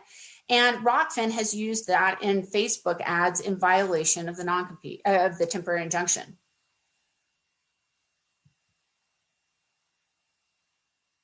Here's Crystal Ball. Also, Mr. Saylor admitted that he put up crystal balls on FloSports right before he started using it, right before he went to Rockfin and started using the same moniker there, as well as Big Board. We're not saying these have never been used by any other sport. We're saying at FloSports, this was used to get Saylor to where he was, from 69 followers to 22,000 followers. And that is specifically prohibited by the temporary injunction because it's competitive, because he had a non-compete. The next prohibition is really the flip side of a prohibition. It's really the carve-outs. He's prohibited from competing other than two things: writing, producing, or publishing written editorial comments about future sporting events and rankings. If this were just about the idea that he couldn't do live streaming, and it was saying that he could write about recruiting and things that happened in 2013 and absolutely anything, you wouldn't have needed these carve-outs.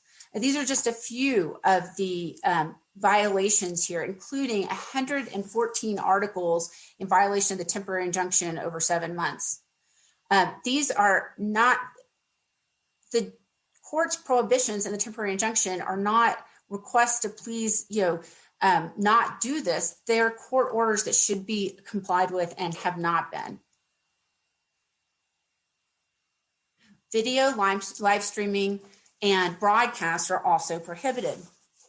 There, as everyone knows, there's 17 Saylor videos up on Rockfin, and if I subscribe for the first time today, I get to see them for the first time today. Every time those are accessed, they are broadcast in the United States against this court's injunction. In paragraph 5, defendant Saylor and Rockfin shall not use, disclose, or publish any FloSports proprietary information. No, you don't want to hear about the book, but the book is a violation. He says he's shopping it to publishing houses, and we would respectfully request that the court ask that the book be turned over to the court to review to see if it's a violation of the agreement, of the injunction. Next up, defendant Saylor and Rockfin shall not retain within their possession any FloSports company information. So when Mr. Hayes, I'm crazy about Mr. Hayes. I love talking to Mr. Hayes. We spend a lot of time talking about these issues, and I think he would agree that every time he asked me what to do, I said, do not retain it. Give it to us. Do what it says in the injunction. The fact that these G Suites are combined, that this went up into the cloud, into a Google Suite. It didn't go just on some kind of device. And the text from Manny Marks showed that they were connecting those emails. The injunction is binding upon the parties, their officers, agents, servants, and attorneys. We have not asked for Mr. Floriani to be held in personal contempt. I know that he had a right to have his attorneys here. We're fine with that.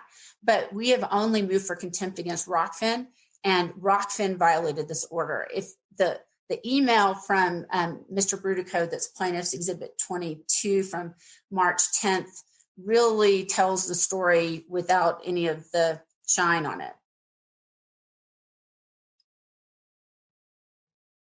Mr. Saylor apparently thought he could do absolutely anything. Future sporting events, in his mind, means any occurrence that happens in sport.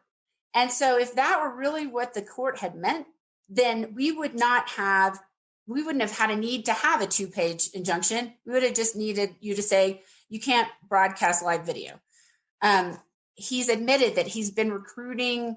He's been posting recruiting. He says it doesn't have to be limited to a specific wrestling event or sporting event. And he can write about anything else in the entire wrestling world. I don't think you haven't heard those arguments from his counsel.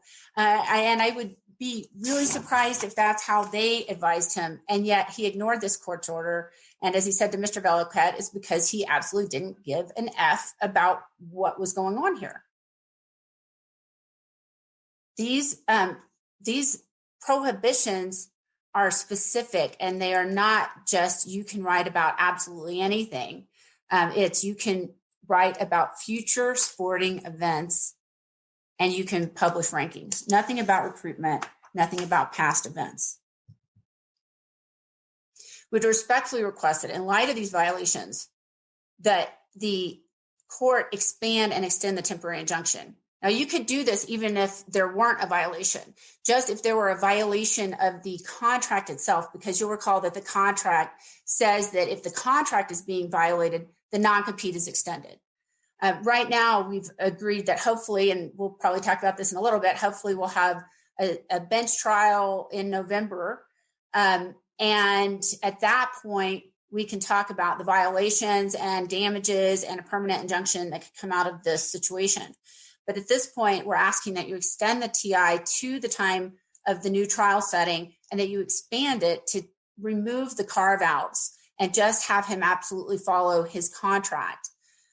You told us back in December that there were some bigger constitutional issues. And I think I told you a couple of days ago that that's why we got smart people like Doug Alexander to come in and argue those. The defendants specifically, very specifically, and this was a lengthy briefing, called out that the reason for the carve-outs, and this is a particularly interesting provision, was that the First Amendment could be implicated. And despite how it's been portrayed, Judge Jenkins' order does not talk about temporary injunctions. It talks about the contract itself, granting an injunction. That's not just a temporary injunction, any injunction to enforce that contract. And he, it's got a long name, so he spells it out over 3 lines, would not be an unconstitutional prior restraint of either of the constitutions. That a lot of work went into that from everyone. And as a result, this temporary injunction should be expanded to include the scope of the actual contract. Again, he agrees that it can be extended. You also have that right equitably as well. Judge, I don't want to take up any more of your time. You've been very generous with us, and I appreciate you being so patient. And I also hope that you will enforce the orders that you wrote and give FloSports some of the benefit of its bargain that it bargained for with the non-compete. Thank you. Ms. Dickey.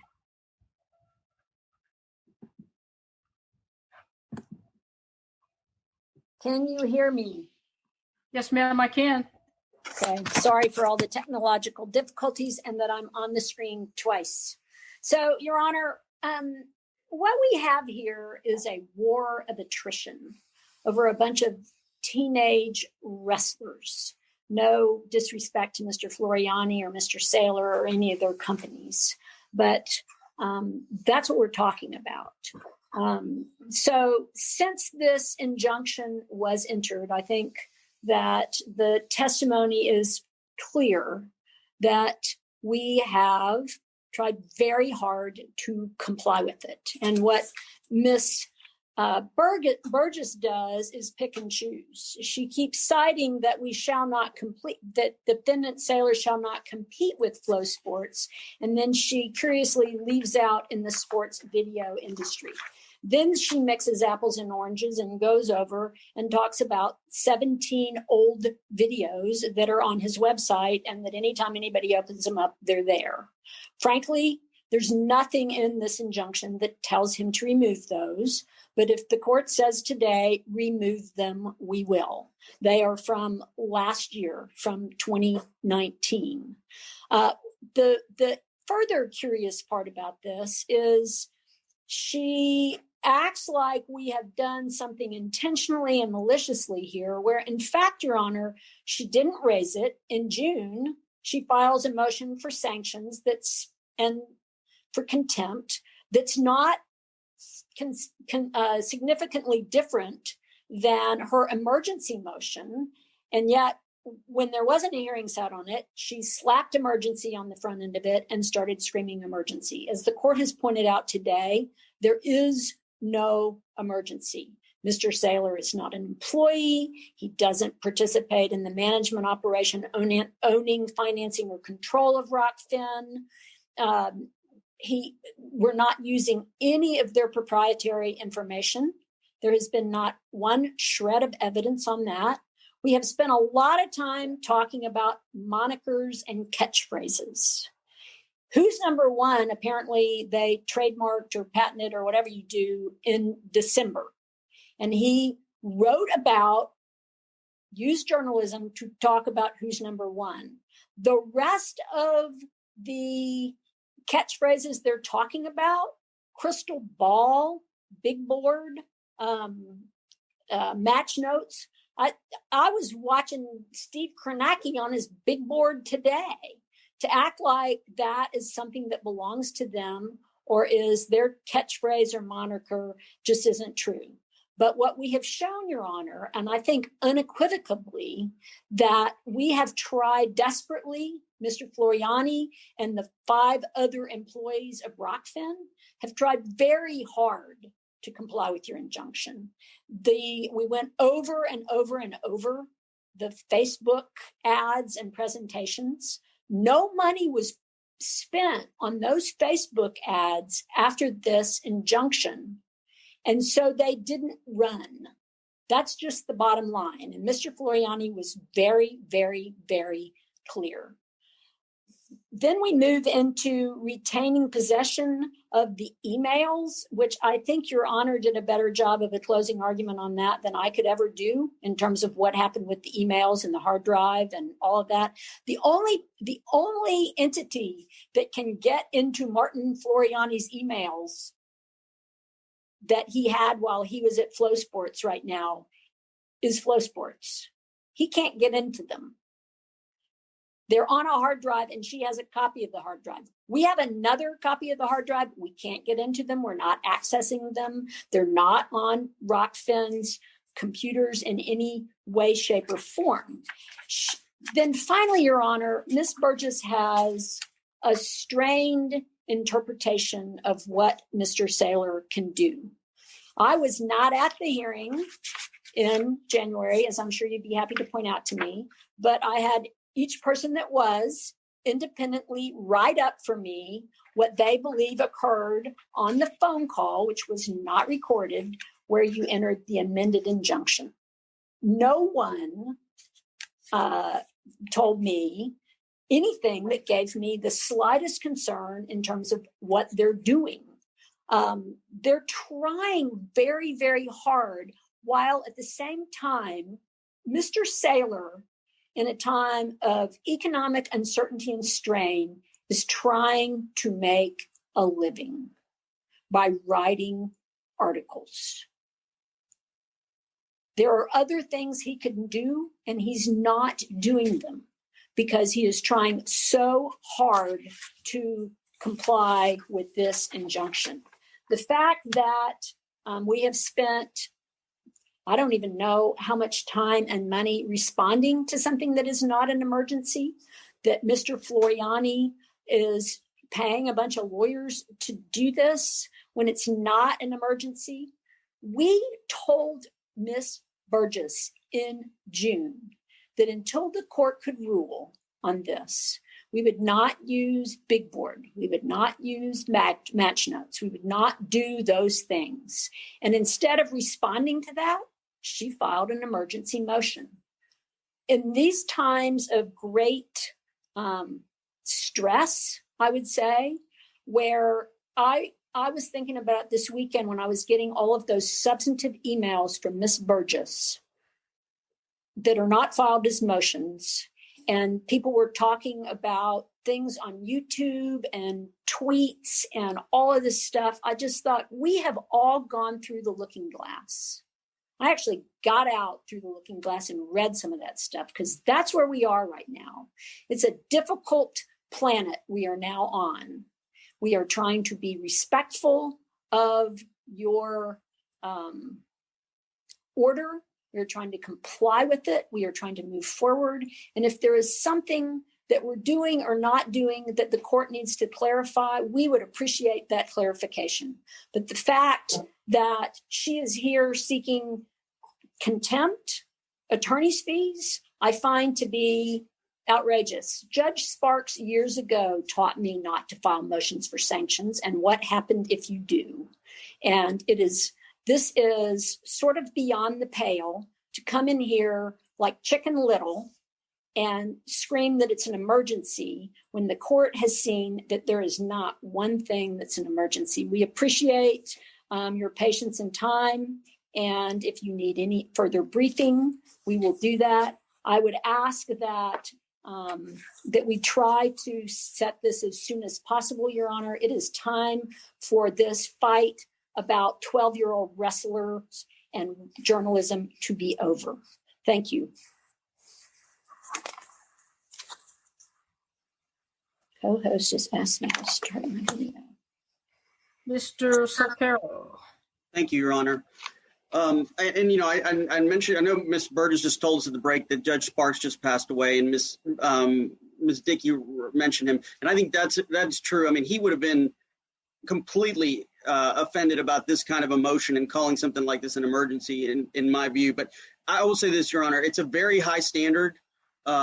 We've set out so we got this emergency motion on a Thursday. Your Honor told us to respond by Monday. We absolutely did. Drop everything else, get on it, respond.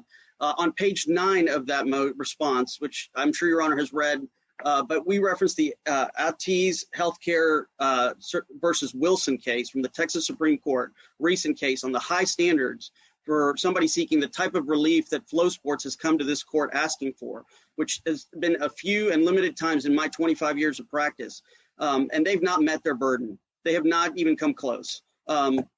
Saylor has complied with the order that Your Honor entered, not the court's order that they wanted you to enter. And if you remember, Your Honor, and Ms. Dickey, you referenced this, there was an order that they put in front of you while you were traveling that was signed, and that Your Honor had a hearing with all of us and then clarified the rules of the road. And Mr. Saylor has complied with the rules of the road to the best of his ability. And certainly there's been no type of violation that would justify any kind of contempt or sanctions or any of the kind of ridiculous and draconian relief they seek. And what they've tried to do is they've tried to say, Judge, he doesn't care about your orders by saying that he used the F word in a conversation when he wasn't referring to Your Honor. He was referring to their approach, their bullying, and the interpretation that the plaintiffs have put on this. I think it's important, Judge, that the context, not only the high hurdle of what you do to hold somebody in contempt, but the high hurdle of a restraint of trade, of this type of injunction. That's why I think they're rarely we get into situations like the one we have here today. The actual language, Your Honor, is hugely important. Again, the one that Your Honor signed, and it says that he shall not compete by providing products and services in the sports video industry. It says he should not compete, and he's not competing. It doesn't say he should not tweet. It doesn't say he shouldn't mention FloSports' name. Saylor, according to Your Honor, after a very heated temporary injunction battle, was expressly allowed to do all these things in number 8 and number 10, to write, produce, publish, and specifically publish rankings and do editorial comment for future sporting events. So where they seem to be hanging their hat is to say, okay, well, he sometimes references things in the past, or he's done things that don't strictly sound like they're this. But the truth is, the only reasonable interpretation of future sporting events would be things that were going on in the sporting world after January 2020, which is all of these publications have been about. There's also, Your Honor, a no order or suggestion that he could never mention FloSports or any Flow events. If regardless of who's hosting an event, he's certainly allowed to write, produce, publish about those events, whether Flow is involved or not. And as Mr. Saylor testified, they seem to be trying to get him no matter what he does. If he doesn't mention them, they get upset and they start sending letters or threatening things. And then if he does write about them, then they try to also bring it to the court as some kind of alleged violation. With regarding to the video, what I would say, and I echo what Ms. Dickey said, if Your Honor wants to clarify or thinks that we should have taken those things down, I'll take, my responsibility for that. That is not how I read it.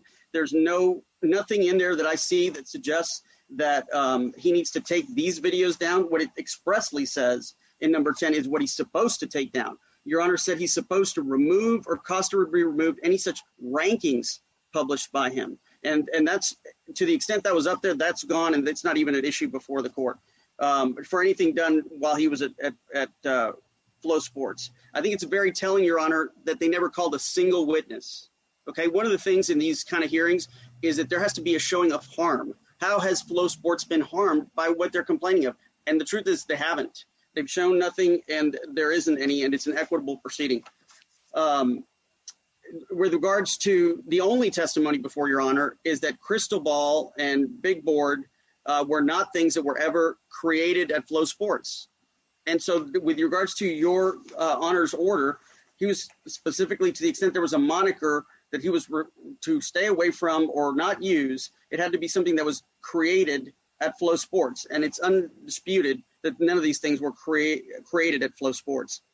With regards to the solicit issue, I take great issue that that's been raised in closing now, because I wanted to talk about that during the hearing.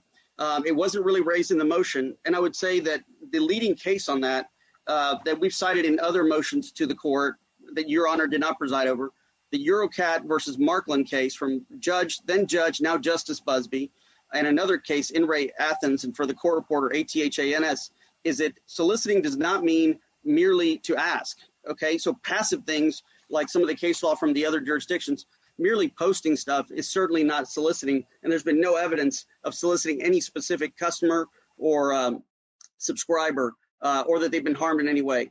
With regards to the issue regarding Judge Jenkins, again, Ms. Burgess reads a portion of the order, but I think omits the most important part of the order, which is exactly what Judge Jenkins said. On the current summary judgment record, the court is unable to grant summary judgment for either side on whether the PIA, the non-compete agreement, is even enforceable or has been violated. So the notion that it was a complete victory, or that somehow any restrictions should be even tighter, Judge Jenkins reserved the issue as to whether it should even be enforced with a full-blown summary judgment record. I think that the timing and using of pre-injunction evidence before this court, I think, is troubling. I don't like it. You've heard me object, Your Honor, time and time again, because it's not relevant to whether Mr. Saylor or any of the defendants who are accused of all this wrongdoing have engaged in anything that would justify the draconian sanctions. And then there's some mentioning about recruiting, which also is a 2020 future event issue, not a past issue, and certainly fits within the rubric and parameter of Your Honor's orders. Your Honor, we would respectfully request now at the end of this evidence and hearing, the same request we asked at the beginning. Number one, that you deny all of the relief requested by the plaintiff.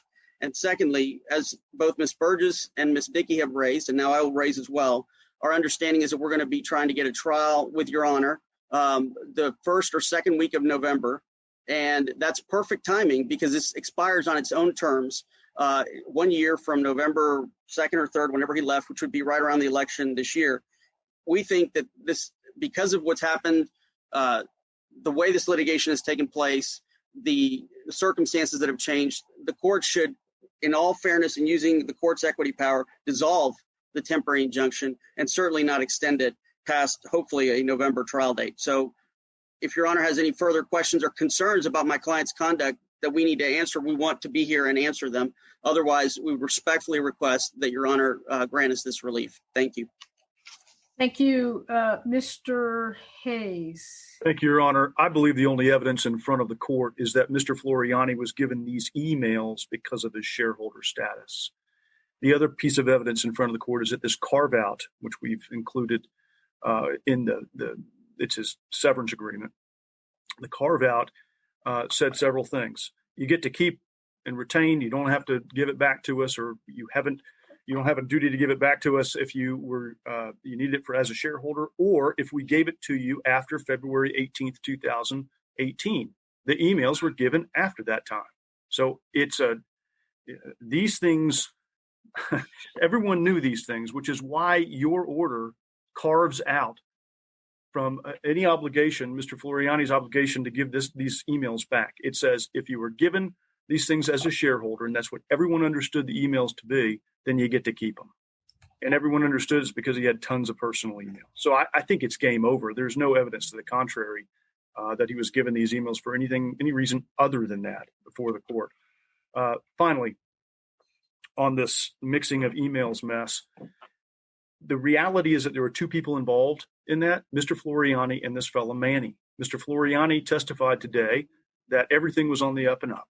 No issues at all. There's no mixing and improper use. There's only one other person who could have come and testified, and that was Manny, the employee of FloSports. And he, for some reason, is completely conspicuously absent from this explanation. That's it. Thank you. I ask that you deny the relief. All right, Ms. Burgess, it's your motion, or both motions. You get the last word. Thank you, Judge. Really, the bottom line here is you enforced a non-compete with an injunction and it has never been complied with. It escalated in July of 2020, which is why we had to bring it to your attention. In particular, with defamation about our company and our employee, in an attempt, not just an attempt to disparage FloSports, but in the attempt to compete, which is in violation of your order. You'll see from Plaintiff's Exhibit 51 that one of the moniker ads, this is just their creation. This isn't the actual underlying documents. They've never provided those. But in their own creation, they show that ad didn't even start running until April of 2020. You'll see in Plaintiff's Exhibit 13 that the discussion with Nick Velikat, and the other side has put in the Nick Velikat deposition, we asked for the entirety of it, is about posting these ads, and it doesn't even take place until February 2020. We didn't receive it until very recently. The defendants never tried to comply with this by refraining from actually competing or limiting their competition to future sporting events or rankings, just the opposite. How do you enforce an injunction if you can't come back to the court and say, these are the rules of the road? And especially when it gets worse, that's exactly what's happened here. And in particular, we're asking that you grant the injunction to extend through the end of the trial so that we know what's going on, and that you grant it to just track, like the original temporary restraining order from Judge Crump, just track the language of the contract. And it was the carve-outs were created when we were talking about the First Amendment. That has been ameliorated. We could just go back to the Judge Crump version of the order or your original temporary injunction. But it is as much table pounding as we just heard, and calling me names or whatever. It's just, I can take it, but rule of law and respecting a judge's order and respecting the contracts that you sign up to are valuable. And we just ask that you enforce that today. Thank you.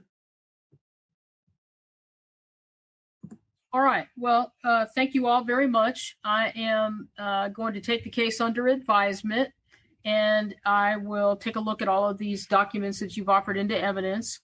I do want to talk about this trial date. So I guess I conveniently forgot, or maybe wishfully thought, that it was going to go to some other judge, but apparently it's 2.6 to me. So there's that.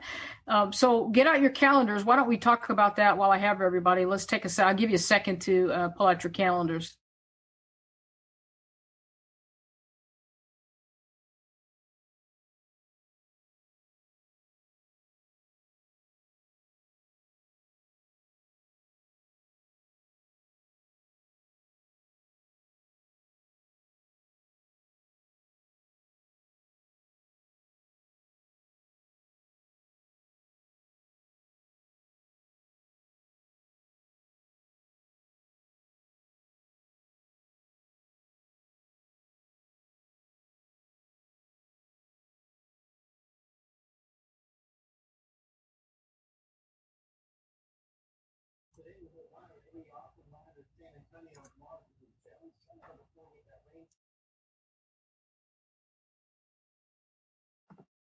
Your Honor, we can't hear you.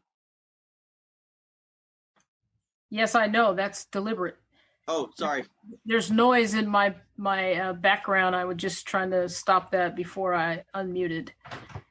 Okay, so let's talk trial dates.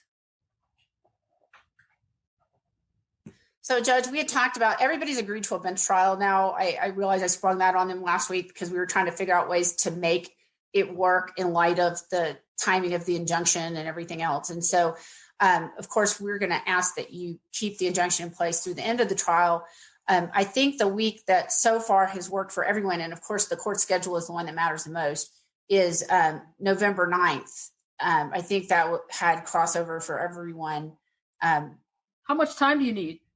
We're thinking 4 to 5 days. We actually did our homework, Judge. We did answer your questions. Well, that's good. Thank you for doing that. I appreciate the fact that you were able to confer. So the week of the 9th includes a holiday. In the middle of that week, Veterans Day is one of those, maybe the only holiday that is not moved to a Friday or a Monday, and it is observed on the actual day, November 11th. And so that's in the middle of that week. And so when you say 4 or 5 days, I kind of need to know, because if you need 5, we cannot do it that week. And the reason I think maybe 4 would be, having the holiday in the middle might be a good thing. We might be more efficient and keep it to 4. Your Honor, if we could have an allocation of time, of course, it would be easier to know and plan what we're doing. The other thing I might suggest is if we don't finish, since it's a bench trial, we don't have to do it all at once. Yes, I'm aware, but I know you'd rather get rid of us. I'd rather be efficient and handle it all at the same time, Ms. Dickey. I know, and get rid of us. So, Your Honor, may I weigh in on this? Sure. Your Honor, I think, I think that we could possibly do it in 4 days. I would also say that wait. Is possible? That's possibly the same as Ms. Burgess's might. I'm just checking. You're right. Yeah, it is. No. Here's the thing. We're gonna pick a date. We're gonna pick some number. You can pick whatever number you want, as long as you understand that when that day is reached, we're done. Right. Yes, Judge. What I was going to suggest, it was maybe we can start the week before, the 2nd, which was the other week we had been talking about, on Thursday or Friday. And the other thing I was going to say is this is a case that's screaming for some reasonable pretrial hearings from the court at the court's time and pleasure that might help everybody understand what evidence may or may not come in the face of proper, reasonable motions before the court. Well, I'm not sure what that means since it's going to be a bench trial. But to the extent that you have motions that might be dispositive, I certainly want to schedule time before November to get those done. You also need to go to mediation before that date. So you need to figure out. We've been with Galton. You've already Your Honor, when I got involved in this case, it's the first thing I insisted we do. We had a mediation with Mr. Galton over a period of time. He's remained engaged. We have not been able to move forward.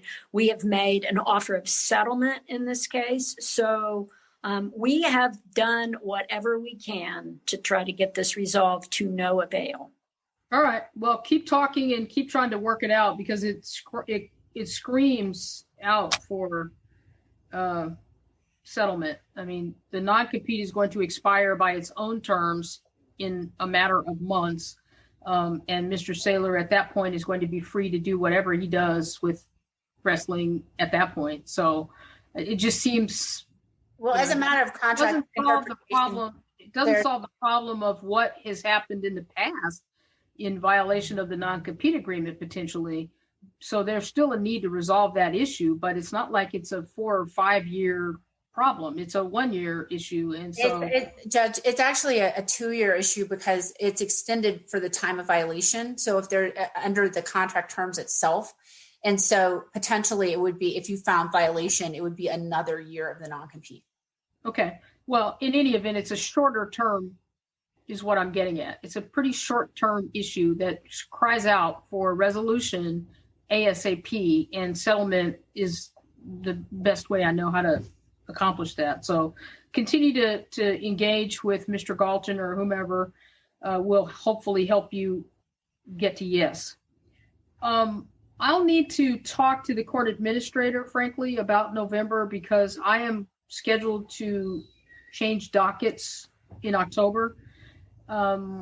I can switch with someone else to make that happen, so I feel certain that we could get it done, but I need some clarity, once again, about exactly how many days you're going to be entitled to. And I appreciate the allocation of time issue, although it didn't seem to matter much today and the other day, because you still had to get to these witnesses. You took the time you needed, and we had to get it done. So I'm not opposed to that. I just think in some ways it's kind of artificial in some ways. And some people need more time and some people need less time. And so picking an arbitrary number doesn't really solve much. But, I'm not opposed to it. I'll give it some thought.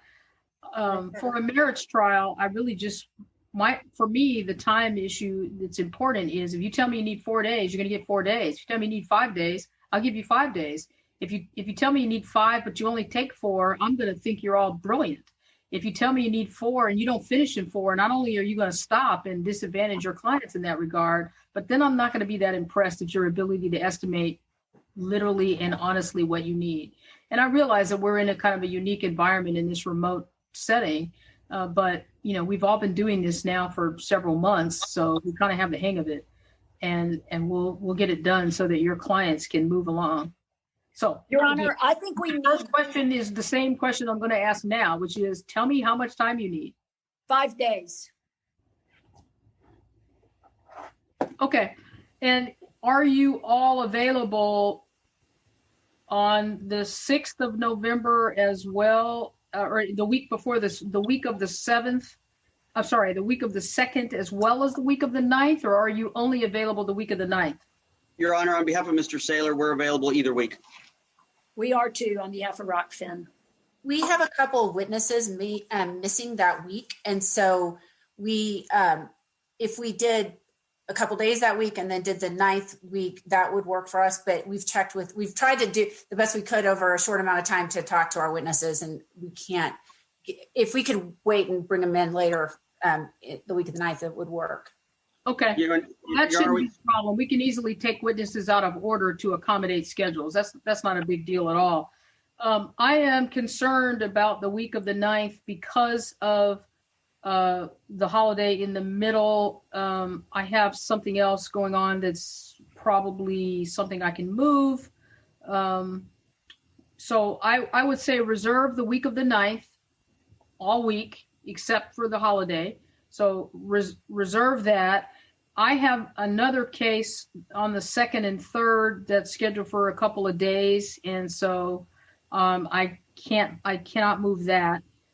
So I would say reserve the 4th, 5th, and 6th, as well as the week of the 9th, and then I'll try to narrow that down a bit after I talk to the court administrator, because some of these conversations will involve his office. So for now, if you would reserve November 4, 5, and 6, as well as the 9th, 10th, 12th, and 13th, I will try to get you some narrower time frame as soon as I talk to the court administrator, and then I'll get back to you. Will that work for now?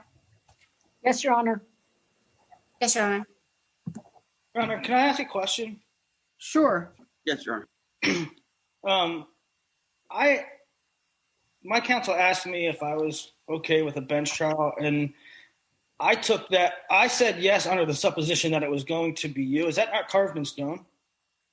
Yes, I forgot that it was assigned to me, and while they were making their closing arguments, I double checked to make sure that was correct. I have some vague recollection that you were assigned to a particular judge. That judge happens to be me, and so yes, it is now carved in stone that it's going to be me. Thank you, Your Honor. Careful what you ask for, though. Okay. So if you'll reserve those dates, I will. In fact, the court administrator just called while we were on the earlier break. I told him I'd call him back. So I'll visit with him about the schedule because it involves, kind of moving some things around. But I will reserve those dates for you as well. But I'll be in touch in terms of which 5 days.